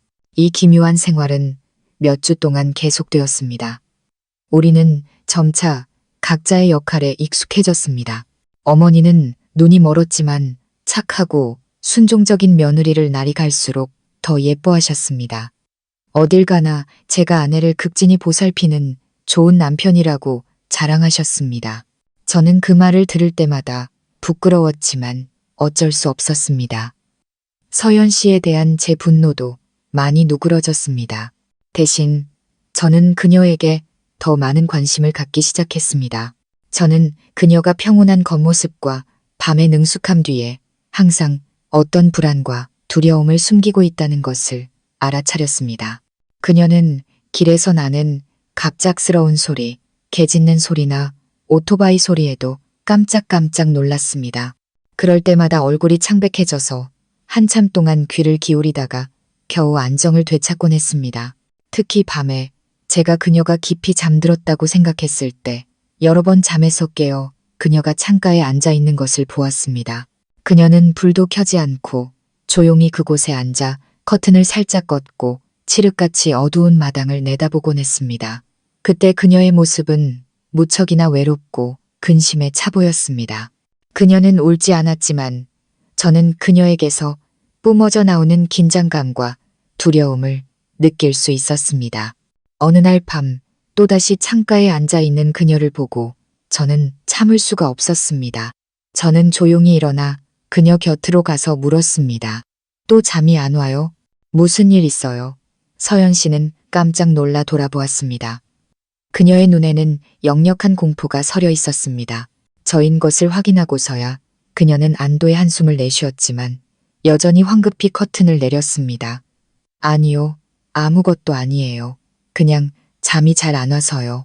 그녀는 머뭇거리며 대답했습니다. 매일 밤 당신이 여기 앉아 있는 걸 봤어요. 밖에서 뭘 보는 거예요? 저는 부드럽지만 포기할 생각이 없다는 듯이 물었습니다. 아무것도 안 봐요. 그냥 바람 쐬려고 앉아 있었어요. 그녀는 제 눈을 똑바로 쳐다보지 못하고 피했습니다. 저는 그녀가 거짓말을 하고 있다는 것을 알았습니다. 제 인내심은 한계에 다다랐습니다. 저는 진실을 알 권리가 있다고 생각했습니다. 제가 그녀의 비밀을 지켜주기로 했으니 그녀도 더 이상 제게 무언가를 숨겨서는 안 된다고 생각했습니다. 서연 씨, 저는 그녀의 이름을 똑바로 불렀습니다. 목소리가 한결 진지해졌습니다. 신혼 첫날 밤에 나한테 했던 말, 단지 빨리 결혼하고 싶어서 눈먼 척했다는 그 이유, 그게 전부가 아니죠. 제 질문에 서연 씨는 그 자리에 얼어붙었습니다. 그녀는 저를 쳐다보았지만 입술만 달싹일 뿐 아무 말도 하지 못했습니다. 얼굴은 창백해졌고 두 손은 옷자락을 꽉 쥐고 있었습니다. 뭔가로부터 도망치고 있는 거죠?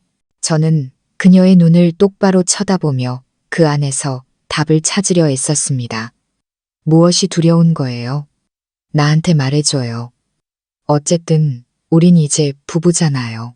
무슨 일이든 함께 마주해야죠. 제 태도가 그녀를 겁먹게 한 것 같았습니다. 그녀는 고개를 저으며 눈에 눈물이 고이기 시작했습니다. 아무것도 아니에요. 정말 아무것도 아니에요. 그게 다 사실이에요. 제발 더 이상 묻지 말아주세요. 다 지난 일이에요. 다시 꺼내고 싶지 않아요. 그러고는 그녀는 황급히 일어나 침대로 돌아가 마치 도망치는 아이처럼 이불을 머리끝까지 뒤집어 썼습니다.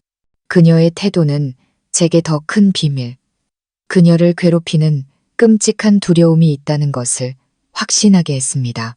신혼 첫날 밤의 고백은 분명 진실의 아주 작은 조각일 뿐이었습니다. 저는 창가에 우두커니 서서 얇은 이불 아래에서 떨고 있는 그녀의 그림자를 바라보며 마음이 복잡했습니다. 저는 제 결혼이 단지 거짓말로 시작된 것이 아니라 어떤 위험한 비밀 위에 세워졌다는 것을 깨달았습니다. 그리고 그 비밀이 곧 우리를 찾아와 이 위태롭고 평온한 이중생활을 깨뜨릴 것이라는 불길한 예감이 들었습니다. 저의 불길한 예감은 불과 며칠 뒤 현실이 되었습니다. 화창한 아침이었습니다. 저는 평소처럼 현장에 가기 위해 대문 밖으로 오토바이를 끌어내려 하고 있었습니다. 어머니는 텃밭에서 채소에 물을 주고 계셨죠.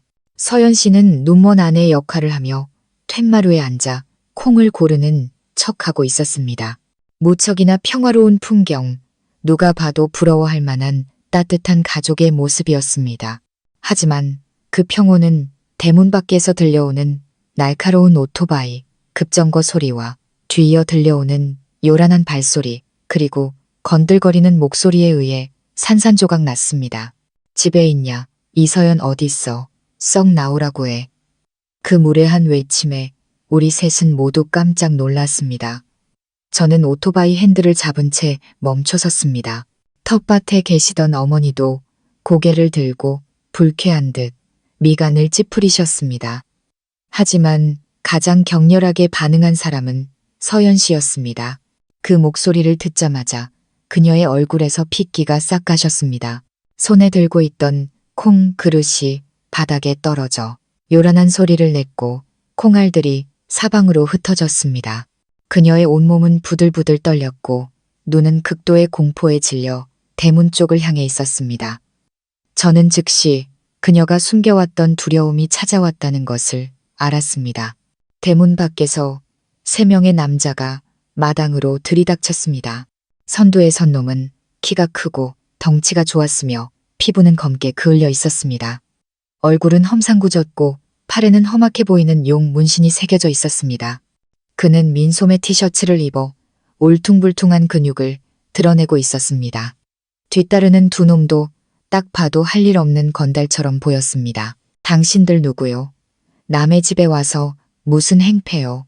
저는 오토바이를 내려놓고 집 문 앞을 가로막으며 낮은 목소리로 말했습니다. 선두의 선 놈은 저를 쳐다보지도 않았습니다. 그의 이글거리는 눈은 마당을 한번 훑더니 툇마루에 웅크리고 앉은 서연 씨에게 멈췄습니다. 그는 비열하게 입꼬리를 올렸습니다. 아, 여기 숨어 있었구나. 눈먼 척, 귀먹은 척 하면서 나를 피하려고 평생 숨을 수 있을 줄 알았냐. 어머니가 텃밭에서 들어오셨습니다.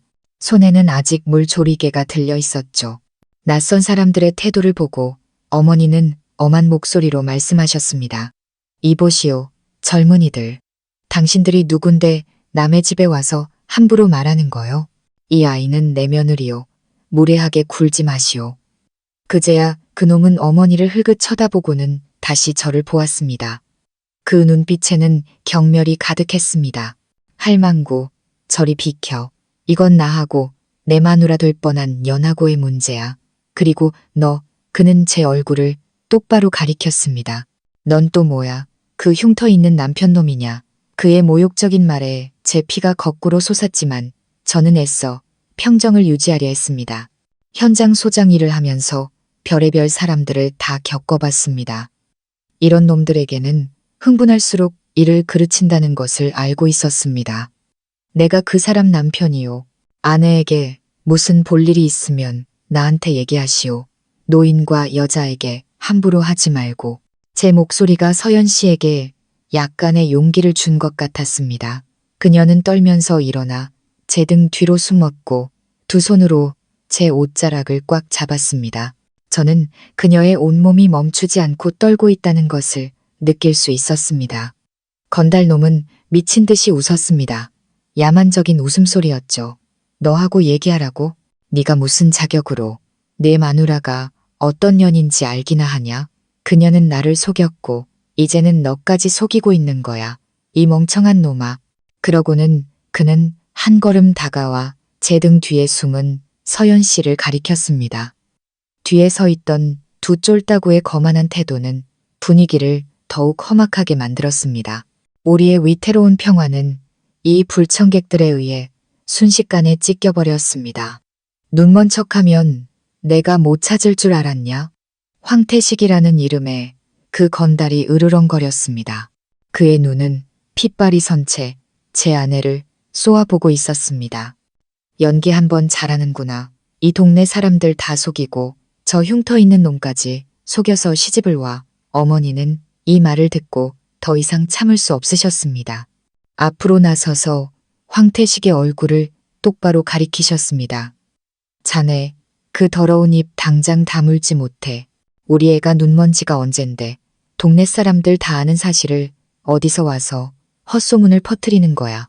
우리 애가 좋은 사람 만나 시집 가니까 배가 아파서 그러는 거지? 황태식은 비웃었습니다. 그 미소에는 악의가 가득했습니다. 할머니, 속은 건 바로 할머니예요. 눈이 멀었다고요? 한번 물어보세요. 어젯밤에 저 흉터 있는 남편놈이 화장실 데려다 줬는지 아니면 할머니보다 더 빨리 제 갈 길 찾아갔는지. 그는 듣기 거북한 상스러운 말을 내뱉었고 어머니의 얼굴은 분노로 붉게 달아올랐습니다. 너 정말 못된 놈이구나. 어머니는 몸을 떠셨습니다. 내가 똑똑히 알려드리죠. 태식은 거만하게 얼굴을 쳐들고 의기양양하게 말했습니다. 이 이서연이라는 년 원래 내 약혼녀였어요. 전현 부모가 우리 집에서 보낸 예단, 예물 다 받았다고요. 날만 잡아서 데려오면 끝이었는데 글쎄 인연이 눈먼 척하는 쇼를 해서 도망치더니 이놈한테 시집을 간 거예요. 전혀는 당신들만 속인 게 아니라 우리 집안 얼굴에 똥칠까지 한 거라고요. 그의 말 한마디 한마디는 어머니에게 벼락과 같았습니다. 어머니는 충격에 빠져 서연 씨와 저를 번갈아 보셨습니다. 그 눈빛은 믿을 수 없다는 듯한 혼란으로 가득했습니다. 민준아, 저놈이 하는 말 사실이냐? 저는 어머니께 대답하지 않았습니다. 이때 제 모든 신경은 서연 씨를 보호하는데 집중되어 있었습니다. 제 등 뒤에 그녀가 거의 쓰러질 지경이라는 것을 느꼈습니다. 온몸이 공포로 굳어 있었습니다. 저는 그녀가 잡고 있는 제 옷자락을 꽉 쥐어주며 힘을 불어넣어 주려 했습니다. 저는 황태식의 얼굴을 똑바로 쳐다보며 차갑고 단호한 목소리로 말했습니다. 내 아내의 과거가 어땠든 나는 상관없소. 지금 이 사람은 내 아내고 이 집 사람이요. 내 아내를 모욕하는 건 용서 못해. 내 아내라고? 태식은 입꼬리를 올렸습니다. 내가 지금 독사를 집에 들인 거라는 건 아냐? 내가 전현의 정체를 까발려주지. 이서연, 눈 똑바로 뜨고 내 남편 놈 얼굴이나 쳐다봐. 더 이상 쇼하지 말고 그는 갑자기 달려들어 제 등 뒤에서 서연 씨를 끌어내려고 했습니다. 평소 몸 쓰는 일을 했던 덕분에 저는 재빨리 반응할 수 있었습니다. 저는 손을 뻗어 그의 가슴을 강하게 밀쳤습니다. 제 힘이 꽤 셌던지 황태식은 비틀거리며 몇 걸음 뒤로 물러났습니다. 이 자식이 감히 날 쳐. 그는 분노로 얼굴이 불그락푸르락해지며 소리쳤습니다. 그의 쫄따구들도 위협적으로 다가왔고 분위기는 일촉즉발의 상황이었습니다. 소란을 듣고 동네 사람들이 대문 밖에서 무슨 일인가 하고 기웃거리기 시작했습니다. 여긴 내 집이오. 당신들 같은 건달들이 와서 행패 부릴 곳이 아니란 말이오. 저는 일부러 동네 사람들이 들을 수 있도록 크게 말했습니다. 다시 한번 말하지만 당장 내 집에서 나가시오. 그렇지 않으면 나도 가만히 있지 않겠소. 평소 현장에서 인부들을 지휘할 때나 쓰던 카리스마가 이때 효과를 발휘했습니다. 제 덩치가 그놈처럼 우락부락하지는 않았지만 키가 크고 다부졌습니다. 제 단호한 눈빛과 목소리가 황태식을 약간 주춤하게 만든 것 같았습니다. 그는 저를 한번 쳐다보고는 이미 몇몇 사람들이 수군거리고 있는 대문 밖을 흘끗 보았습니다. 여기서 일을 크게 벌여봤자 자신에게 이로울 게 없다는 것을 깨달은 모양이었습니다. 좋아, 그는 이를 갈았습니다. 오늘은 이만 봐주지. 하지만 똑똑히 기억해둬. 이 서연은 내 여자야. 내가 못 가지면 다른 놈도 가질 수 없어. 두고 보라고 이 흉터 있는 놈아. 그러고는 그는 분한 듯 몸을 돌려 쫄따구들에게 신호를 보냈습니다. 새 놈은 기세등등하게 사라졌고 마당에는 견디기 힘든 침묵과 남은 사람들의 마음속 혼란만이 남았습니다.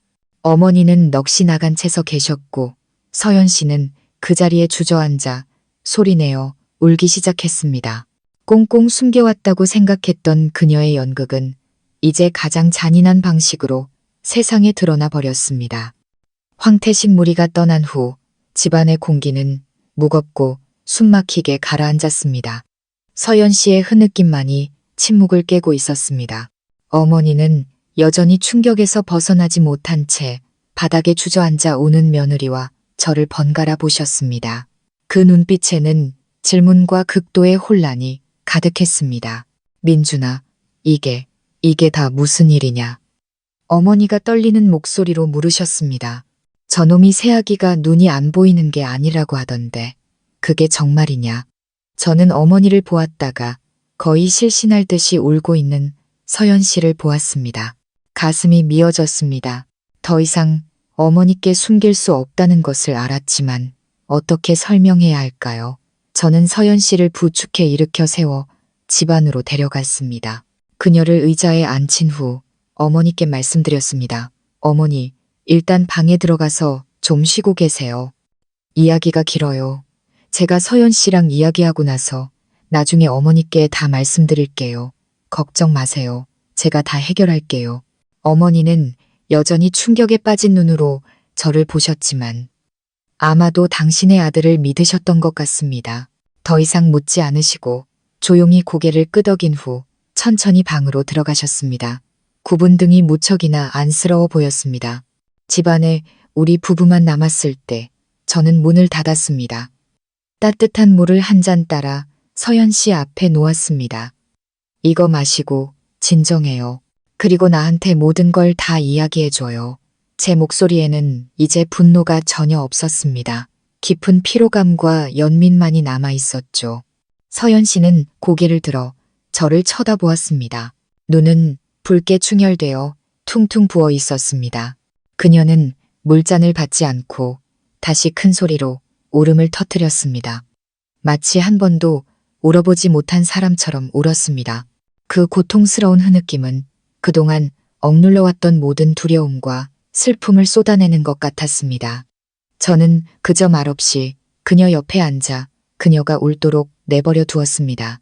그녀에게는 그 감정들을 모두 쏟아낼 시간이 필요하다는 것을 알았습니다. 한참 후 울음소리가 잦아들고 작은 흐느낌만이 남았을 때 서연 씨가 드디어 입을 열었습니다. 목소리는 쉬고 끊어졌습니다. 죄송해요. 제가 모두를 속였어요. 신혼 첫날 밤에 드렸던 말씀은 진실의 절반뿐이에요. 그녀는 황태식이 그 지역에서 불법 목재 거래로 돈을 번 부잣집 아들이라고 말했습니다. 그놈은 돈과 권력을 믿고 아나무인으로 행동해서 동네에서 아무도 그를 건드리지 못했다고 합니다. 그놈은 오래전부터 그녀에게 눈독을 들였지만 그녀는 그가 너무 무서워서 항상 피해 다녔다고 했습니다. 황태식은 평범한 사람이 아니었습니다. 그는 폭력배였습니다. 그녀는 그가 작은 실수 하나 때문에 집에서 일하는 사람의 팔을 부러뜨리는 것을 직접 목격한 적도 있다고 했습니다. 저희 부모님은 가난하고 그 집안의 힘을 두려워하셨어요. 그래서 그 집에서 중매를 넣었을 때 차마 거절하지 못하셨어요. 서연 씨는 흐느꼈습니다. 부모님은 그 집 예물을 받고 제 결혼 날짜까지 잡으셨어요. 저는 애원하고 울고 심지어 죽겠다고 협박까지 했어요. 하지만 부모님은 그저 우시면서 내 팔자가 기구하니 어쩔 수 없다고만 하셨어요. 그놈과 결혼하면 제 인생은 끝장이라는 걸 알았어요. 지옥 같은 삶을 살면서 매일 그의 폭력을 견뎌야 할 거예요. 저는 그렇게 살고 싶지 않았어요. 도망칠 생각도 했지만 갈 곳이 없다는 걸 알았어요. 가장 절망적인 순간에 제가 생각할 수 있는 유일한 방법은 눈먼 척하는 것이었어요. 그녀는 고통스러운 눈빛으로 저를 보았습니다. 황태식처럼 거만한 놈은 절대로 장애가 있는 아내를 받아들이지 않을 거라고 생각했어요. 그가 저를 혐오하고 모욕하고 스스로 파혼하기를 바랐어요. 하지만 제 생각은 틀렸어요. 그는 포기하지 않았을 뿐만 아니라 제가 눈이 멀든 다리가 부러지든 반드시 저를 아내로 맡겠다고 했어요. 그게 자기 자존심이라고요. 시간은 흘러가고 결혼식 날은 점점 다가왔어요. 저는 너무나 두려웠어요. 바로 그때 어머니가 김 여사와 상의해서 다른 혼처를 빨리 찾아 이미 엎질러진 물로 만들자고 하셨어요. 그리고 김 여사님이 민준 씨를 찾아온 거예요. 모든 이야기를 듣고 나니 제 마음은 천근만근 무거워졌습니다. 제 안의 모든 의문과 의심이 풀렸습니다. 저는 그녀가 왜 항상 두려움에 떨었는지, 왜 작은 소리에도 놀랐는지, 왜 매일 밤 창가에 앉아 있었는지 이제야 이해했습니다. 그녀는 교활한 사기꾼이 아니었습니다. 그녀는 그저 약하고 불쌍한 여자였고 악마 같은 놈에게서 벗어나기 위해 자신의 모든 지혜와 용기를 짜내고 있었던 겁니다.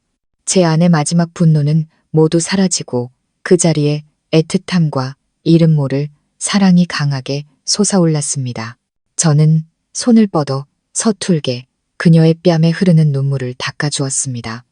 이것은 제가 그녀에게 처음으로 보인 다정한 행동이었습니다. 서연 씨는 살짝 몸을 떨며 저를 올려다보았습니다. 그 눈빛에는 놀라움이 서려 있었죠. 저한테 화나지 않으세요? 저는 조용히 고개를 저으며 한숨을 쉬었습니다. 더 이상 당신을 탓해서 뭘 하겠어요. 당신도 피해자일 뿐인데 진작 나한테 사실대로 말해줬어야죠. 저는 일어나 문으로 가서 햇살이 비치는 마당을 내다보았습니다. 일이 이 지경까지 왔으니 더 이상 피할 수만은 없어요. 두려워하지 말아요. 저는 몸을 돌려 그녀를 보았습니다. 눈빛은 단호했습니다. 이제 내가 있잖아요. 그놈이 당신을 함부로 대하지 못하게 할 거예요. 이 집에 온 이후 처음으로 저는 서연 씨의 입가에 옅은 미소가 피어나는 것을 보았습니다. 비록 그 미소에는 여전히 슬픔과 걱정이 어려 있었지만요. 하지만 저는 그 순간부터 우리 사이에 있던 보이지 않는 벽이 허물어지기 시작했다는 것을 알았습니다. 저의 보호 약속은 서연 씨를 어느 정도 안심시켰지만 곧 닥쳐올 폭풍을 막을 수는 없었습니다. 황태식은 쉽게 포기할 놈이 아니었습니다. 그는 더 이상 집에 찾아와 행패를 부리지는 않았지만 대신 훨씬 더 교활하고 비열한 방식으로 우리를 괴롭히기 시작했습니다.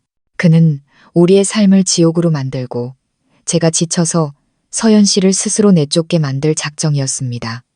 그 후 며칠 동안 우리 가족의 삶은 완전히 뒤죽박죽이 되었습니다. 매일 밤 새벽녘이면 누군가 우리 집 지붕에 돌을 던졌고 그 소리에 어머니와 서연 씨는 깜짝 놀라 잠에서 깨어 다시 잠들지 못했습니다. 어머니와 제가 부축해 눈먼 척하는 서연 씨가 오랫동안 갖고 온 푸르른 텃밭은 하룻밤 사이에 쑥대밭이 되었습니다. 채소는 뿌리째 뽑히고 밭은 무참히 짓바려 있었습니다. 우리 집의 영리한 검둥개는 어느 날 아침 텃밭 구석에서 죽은 채 발견되었습니다. 입에는 거품을 물고 있었죠. 분명 독약을 먹인 것이었습니다. 하지만 최악은 그놈과 그 쫄따구들이 온 동네에 퍼뜨린 악의적인 소문이었습니다. 그들은 어딜 가나 서연 씨가 눈이 멀지 않았으며 이미 약혼한 남자가 있는데도 다른 남자와 눈이 맞아 도망친 행실이 가벼운 여자라고 떠들고 다녔습니다. 그들은 제가 여자에게 홀려 다른 남자의 여자를 데려와 살면서도 속고 있는 줄 모르는 바보 같은 놈이라는 이야기를 지어냈습니다. 평화롭던 시골 마을은 이 이야기로 떠들썩해졌습니다. 우리 가족을 보는 사람들의 시선이 변하기 시작했습니다. 더 이상 존경이나 동정이 아닌 호기심과 경멸, 그리고 비웃음이 섞인 시선이었습니다. 어머니가 가장 힘들어하셨습니다. 평생 착하게 살아오셨고 자식들을 위해 헌신하며 누구에게도 미움받은 적 없는 분이셨습니다. 이제 길을 나설 때마다 이웃들의 수군거림과 비꼬는 질문에 시달려야 했습니다. 아주머니, 대개 며느님이 눈이 별처럼 밝다던데 왜 눈먼 척을 했대요? 듣자 하니 민준 씨가 그 여자한테 속았다던데 정말이에요? 어머니는 그저 고개를 숙이고 서둘러 지나가실 뿐이었습니다. 눈에는 눈물이 그렁그렁했습니다. 집에 돌아오시면 한숨만 쉬시며 아무 말도 하지 않으셨습니다. 어머니의 늙은 얼굴에서 웃음이 완전히 사라졌습니다. 황태식의 괴롭힘은 집에서 그치지 않았습니다. 그는 제가 일하는 건설 현장까지 찾아와 행패를 부렸습니다. 그는 쫄따구들을 데리고 와서 때리거나 부수지는 않았지만 한 구석에 죽치고 앉아 욕설을 퍼부었습니다. 제 인부들이 일에 집중할 수 없게 만들었죠. 그는 제가 아내 하나 간수 못하는 흉터 있는 놈이며 속고 살면서도 잘난 척한다고 비웃었습니다. 그는 제 인부들을 협박하며 저를 위해 일하는 사람은 누구든 무사하지 못할 거라고 으름장을 놓았습니다. 제가 오랫동안 쌓아온 신뢰가 흔들리기 시작했습니다. 몇몇 인부들은 두려움의 일을 그만두었고 공사 진행은 늦어졌습니다. 건축주는 조급해하며 계속해서 불평 전화를 걸어왔습니다. 저는 어깨를 짓누르는 압박감을 느꼈습니다. 황태식에게 대처하면서 인부들을 안심시키고 동시에 일을 제 시간에 끝내야 했습니다. 밤을 꼬박 새우는 날도 많았고 머리는 터질 것 같았습니다. 걱정과 죄책감에 점점 야위어가는 서연 씨를 보고 슬픔에 점점 늙어가는 어머니를 보며 저는 더 이상 침묵하고 당할 수만은 없다고 생각했습니다. 도망치는 것은 해결책이 아니다. 약하게 보일수록 황태식은 더욱 기고만장해질 것이다. 나는 남자다. 이 집안의 기둥이다. 내 여자들을 지켜야만 한다. 제 머릿속에 계획 하나가 떠오르기 시작했습니다. 폭력을 쓰지 않으면서도 상황을 역전시킬 수 있는 황태식의 거짓말을 동네 사람들의 웃음거리로 만들 수 있는 계획이었습니다. 그날 밤 어머니가 잠드신 것을 확인하고 나서야 저는 조용히 서연 씨를 불렀습니다. 우리는 희미한 호롱불 아래 마주 앉았습니다. 두 사람의 그림자가 벽 위에서 길게 흔들렸습니다.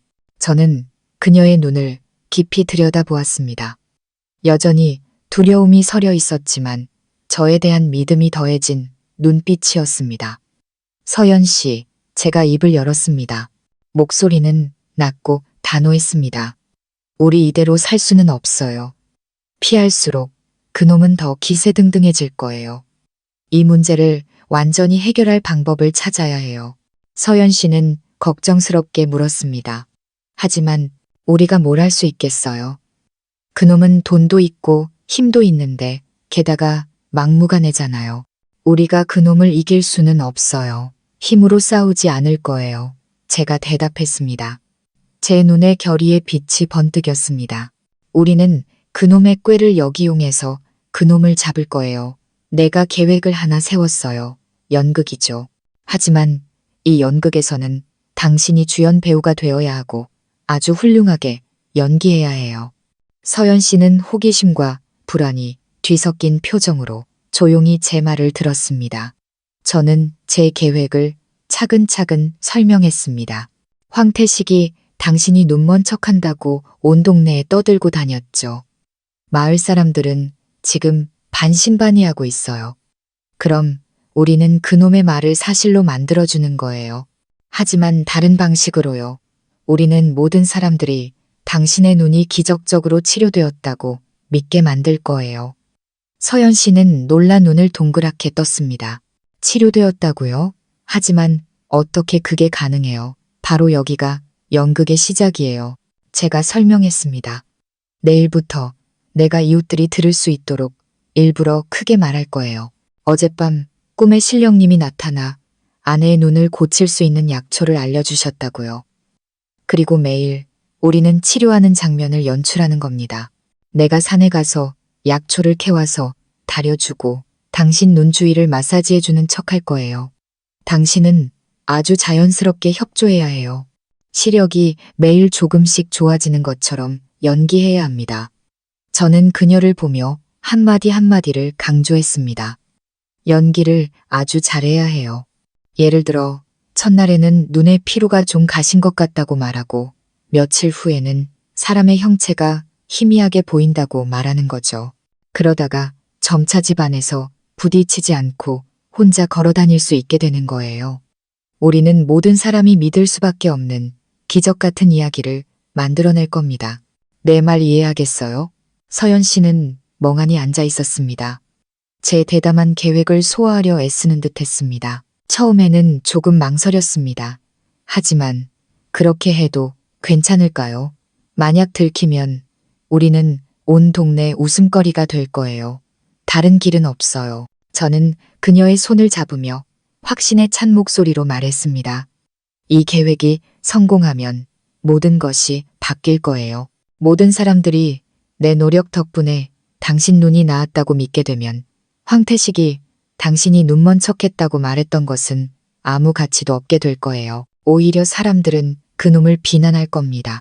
배가 아파서 우리를 험담했다고 생각할 테니까요. 그놈은 지지를 잃고 명분을 잃고 우리를 헐뜯으려 했던 바로 그곳에서 고립될 거예요.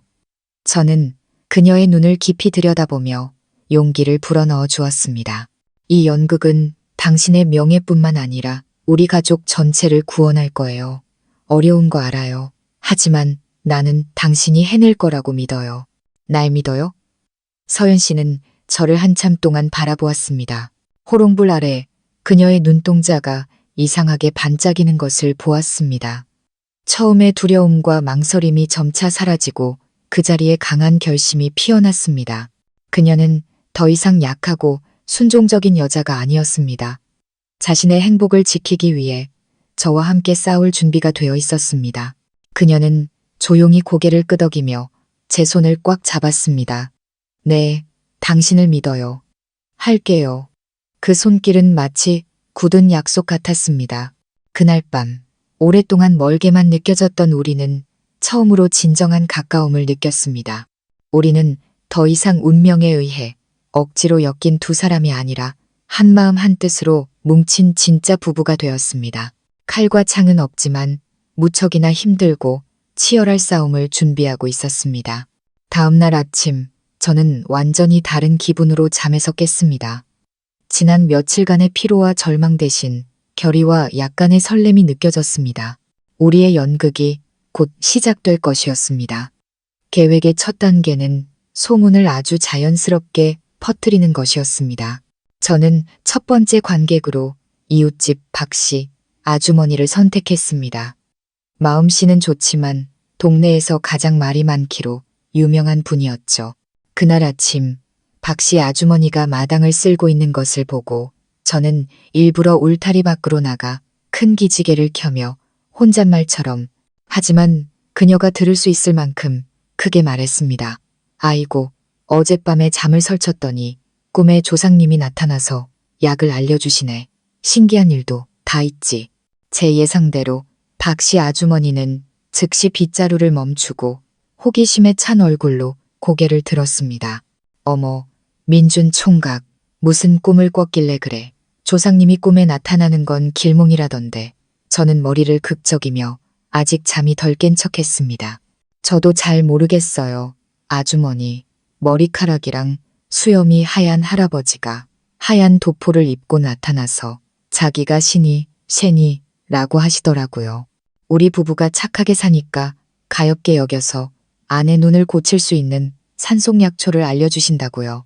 정성을 다해야만 효험이 있을 거라고 신신당부하셨어요. 깨고 나서도 꼭 진짜 같더라고요. 박 씨 아주머니는 그 말을 듣고 눈이 반짝였습니다. 그녀는 울타리 가까이 다가와 목소리를 낮췄습니다. 정말이야? 어떤 약초라고 하던가? 기억나. 몇 가지 들풀 이름만 어렴풋이 기억나요. 정성을 다해 산에 올라가면 찾을 수 있을 거라고 하셨어요. 뭐, 믿져야 본전이죠. 오늘 현장에는 안 나가고 산에나 한번 올라가 볼까 해요. 혹시 하늘이 도울지 누가 알겠어요. 저는 그렇게 말하고는 깊은 한숨을 쉬었습니다. 그것만으로도 충분했습니다. 그날 점심 무렵 온 동네는 제가 꿈에서 신이를 만나 아내의 눈을 고칠 약을 전해 들었다는 이야기로 떠들썩했습니다. 믿는 사람도 있고 반신반의하는 사람도 있었지만 모두가 호기심을 갖고 지켜보았습니다. 어머니는 이야기를 들으시고 처음에는 놀라셨지만 제가 확신에 차 있는 것을 보시고는 다시 희망을 품으셨습니다. 손을 모아 조상님께 빌며 부디 도와달라고 기도하셨습니다. 저는 바구니와 낫을 챙겨 들고 혼자 마을 뒷산으로 올라갔습니다. 물론 저는 어떤 것이 약초인지 알 턱이 없었습니다. 그저 약초처럼 보이는 풀들을 닥치는 대로 뜯었습니다. 그리고 저녁이 되어서야 집으로 돌아왔습니다. 집에 돌아오자마자 저는 뜯어온 풀들을 마당에서 깨끗이 씻어 약탕기에 넣고 물을 부어 불 위에 올렸습니다. 일부러 쌉쌀한 풀 냄새가 이웃집까지 퍼지도록 했습니다. 그날 밤 연극이 본격적으로 시작되었습니다.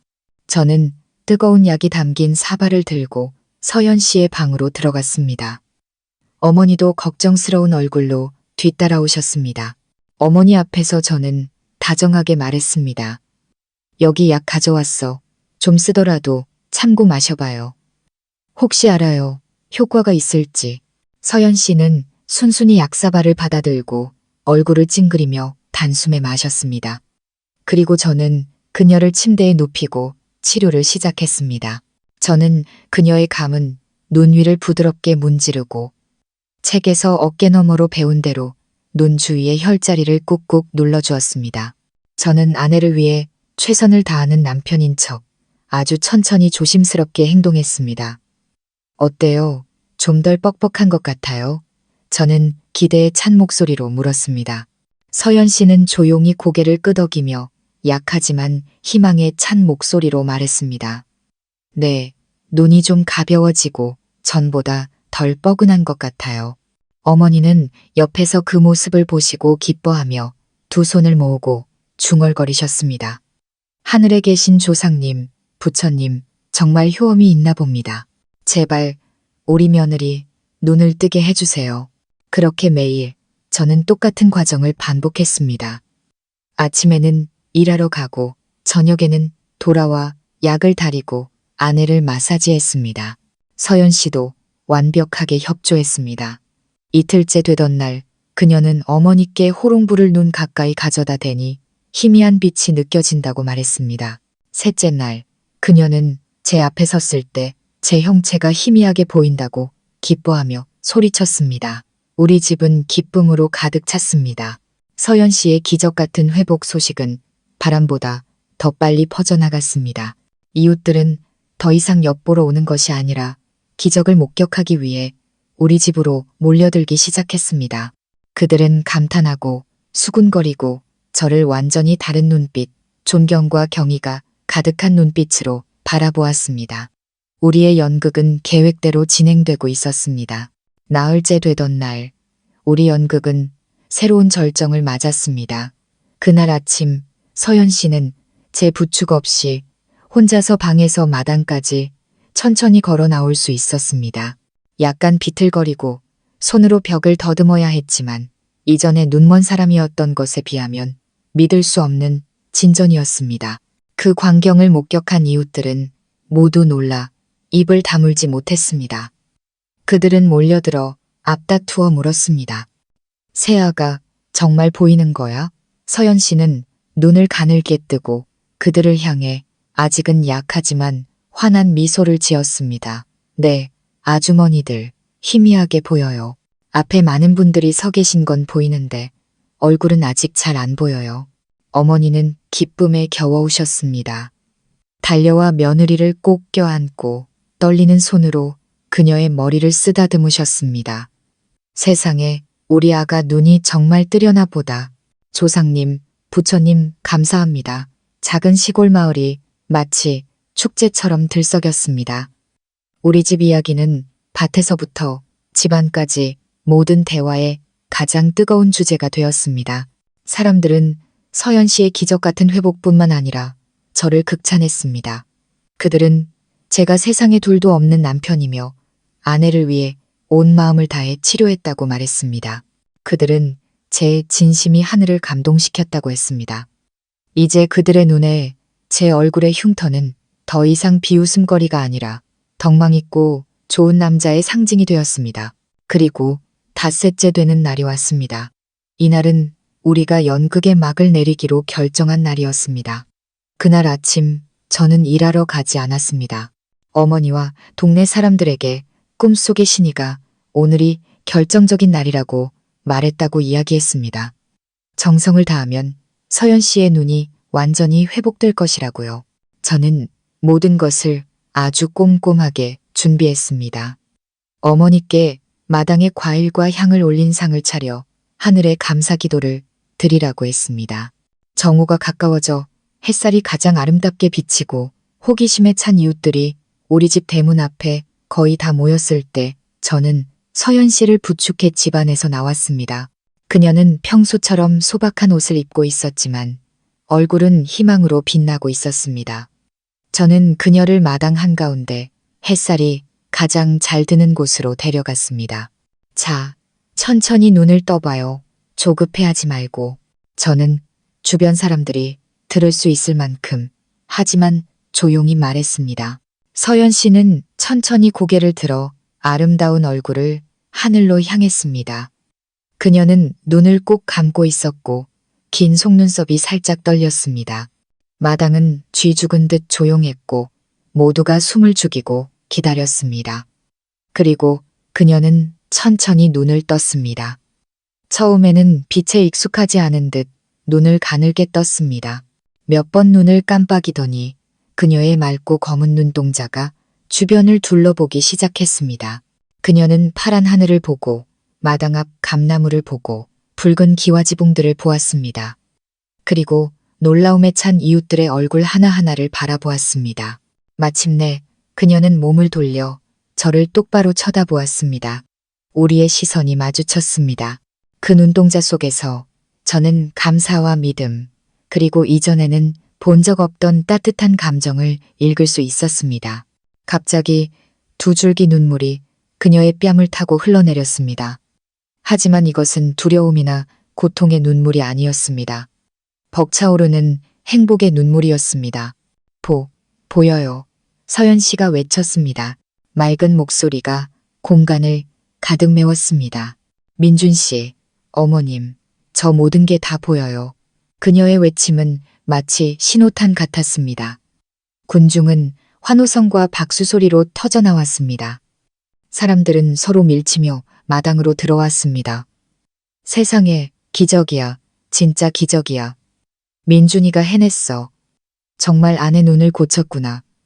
축하해요, 아주머니. 어머니는 달려와 우리 두 사람을 한꺼번에 껴안으셨습니다. 기쁨에 겨워 소리내어 우셨습니다. 저는 떨고 있는 아내를 품에 꼭 껴안고 서 있었습니다. 마음속에서 형언할 수 없는 감정이 솟아올랐습니다. 우리의 연극은 완벽하게 성공했습니다. 우리는 시골 마을 한가운데서 기적을 만들어냈습니다. 거짓말로 만들어진 기적. 하지만 그 안에는 사랑과 희생, 그리고 가족의 행복을 지키려는 간절한 소망이 담겨 있었습니다. 분위기가 기쁨과 놀라움의 절정에 달했을 때 대문 쪽에서 비웃음 가득한 목소리가 울려 퍼지며 모든 것을 깨뜨렸습니다. 기적은 무슨, 전부 사기꾼 놈들인데 내가 말했잖아. 저녀는 원래 눈이 멀지 않았다고. 모두가 돌아보았습니다. 황태식과 그의 쫄따구 두 명이 대문에 서 있었습니다. 얼굴은 험악했고 눈빛에는 분노가 가득했습니다. 그는 소문을 듣고 이를 망치러 찾아온 것이었습니다. 하지만 이번에 마을 사람들의 반응은 완전히 달랐습니다. 더 이상 호기심이나 반신반의가 아니었습니다. 대신 분노에 찬 눈빛이 쏟아졌습니다. 이웃집 박씨 아주머니가 가장 먼저 입을 열었습니다. 그녀는 허리에 손을 얹고 황태식을 똑바로 가리켰습니다. 이봐, 태식이, 말 조심해. 기적이 눈앞에 떡하니 있는데 온 동네 사람들이 다 봤어. 그런데도 사기라고 말하는 거야? 다른 남자도 말을 이었습니다. 맞아. 새아기가 눈이 안 멀었으면 민준이가 뭐하러 며칠 동안 고생하면서 약초 캐고 약 다리고 마사지를 해줬겠어? 할 일 없어서 온 동네 사람들 보라고 연극이라도 했겠냐고? 그 말은 마치 황태식의 얼굴에 찬물을 끼얹는 것 같았습니다. 그는 얼어붙었습니다. 이런 상황은 예상하지 못했던 겁니다. 그는 그저 와서 서연 씨가 눈이 멀지 않았다는 진실을 폭로하면 된다고 간단하게 생각했습니다. 하지만 그는 한 가지를 잊고 있었습니다. 우리의 연극은 서연 씨가 눈을 떴다는 것을 증명했을 뿐만 아니라 더 중요하게는 저를 아내를 위해 헌신하는 남편의 이미지로 만들어 주었다는 것을. 마을 사람들의 논리는 간단했습니다. 아내가 정말 아파야 남편이 그렇게 고생해서 치료해 주는 것이다. 너희들 다 저것들한테 속은 거야. 황태식은 여전히 목에 핏대를 세우며 우겼습니다. 저거 다 쇼야. 내가 전연 수법을 다 안다고. 하지만 더 이상 아무도 그를 믿지 않았습니다. 그의 말은 이제 사람들의 미움만 살 뿐이었습니다. 배 아파하는 소리 좀 그만하게. 지팡이를 짚은 한 할머니가 말했습니다. 복 있는 사람은 복을 받는 법이야. 저 부부가 서로 사랑하는 마음에 하늘이 감동해서 기적이 일어난 거지. 자네처럼 남의 행복이나 망치려는 사람은 언젠가 하늘이 벌을 내릴 걸세. 마을 사람들의 말 한마디, 눈빛 하나하나가 황태식의 자존심에 비수처럼 꽂혔습니다. 그는 다른 사람들이 자신을 두려워하고 존경하는 것에 익숙했지, 이렇게 많은 사람들에게 외면당하고 비난받는 것은 처음이었습니다. 그의 얼굴은 불그락푸르락해졌고 두 손은 주먹을 꽉 쥐었습니다. 그는 완전히 명분을 잃고 군중 속에서 고립되었습니다. 그의 거짓말은 우리를 모욕하기는커녕 이제 그를 모든 사람들의 눈에 옹졸하고 질투심 많은 놈으로 만들어버렸습니다. 그는 우리가 쳐놓은 덫에 걸려 처참하게 패배했습니다. 황태식이 비난의 중심에 서서 분노와 당혹감으로 어쩔 줄 모르고 있을 때 마을 입구 쪽에서 요란한 오토바이 소리가 들려왔습니다. 오통을 벗은 누가 봐도 건장하고 힘세 보이는 남자 10여 명이 낡은 오토바이를 타고 다가오고 있었습니다. 바로 제 건설 현장 인부들이었습니다. 선두에는 현장 반장인 김 반장님이 있었습니다. 그는 성격이 강직하고 의리가 넘치는 중년 남자였습니다. 그는 황태식 바로 앞에서 오토바이를 세웠고 다른 인부들도 모두 멈춰서서 우리 가족 주위에 든든한 인간 벽을 만들었습니다. 알고 보니 제가 며칠 동안 일을 쉬고 제 가족에 대한 안 좋은 소문이 돌자 인부들이 무척 걱정했던 겁니다. 오늘 아침 우리 집에서 기적이 일어났다는 소식을 듣고 그들은 일찍 일을 마치고 다 같이 축하해 주러 온 것이었습니다.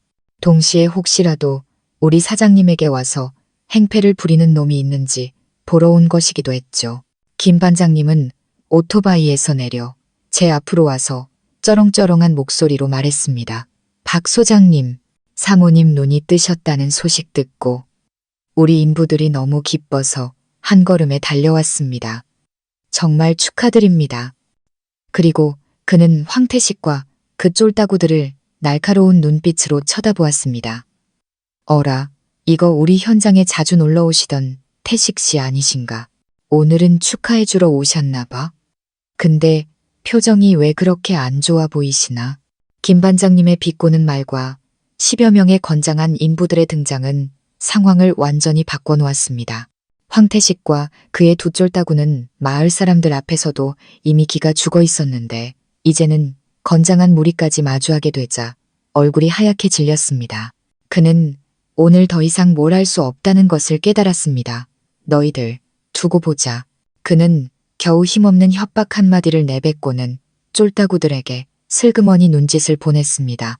새 놈은 황급히 오토바이에 올라타 마을 사람들의 비웃음 속에서 사라져 버렸습니다.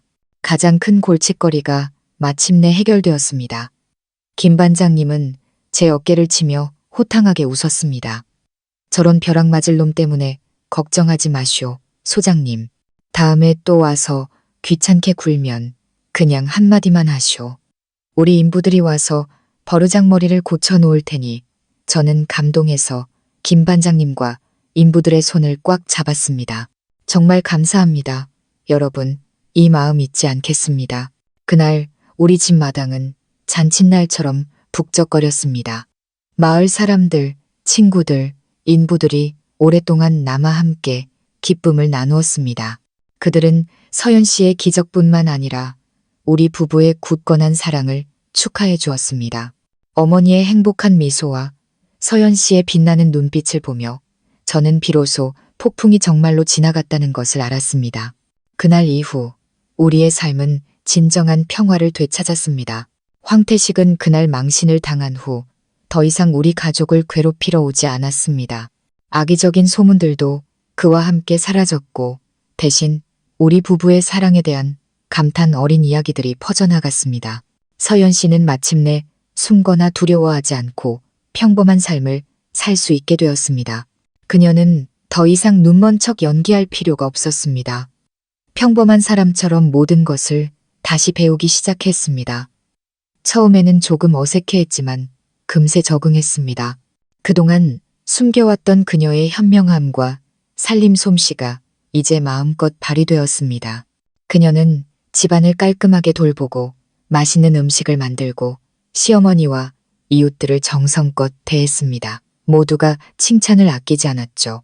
어머니가 가장 행복해하셨습니다. 예쁘고 착하고 건강한 며느리를 얻으신 어머니는 마치 10년은 젊어지신 것 같았습니다.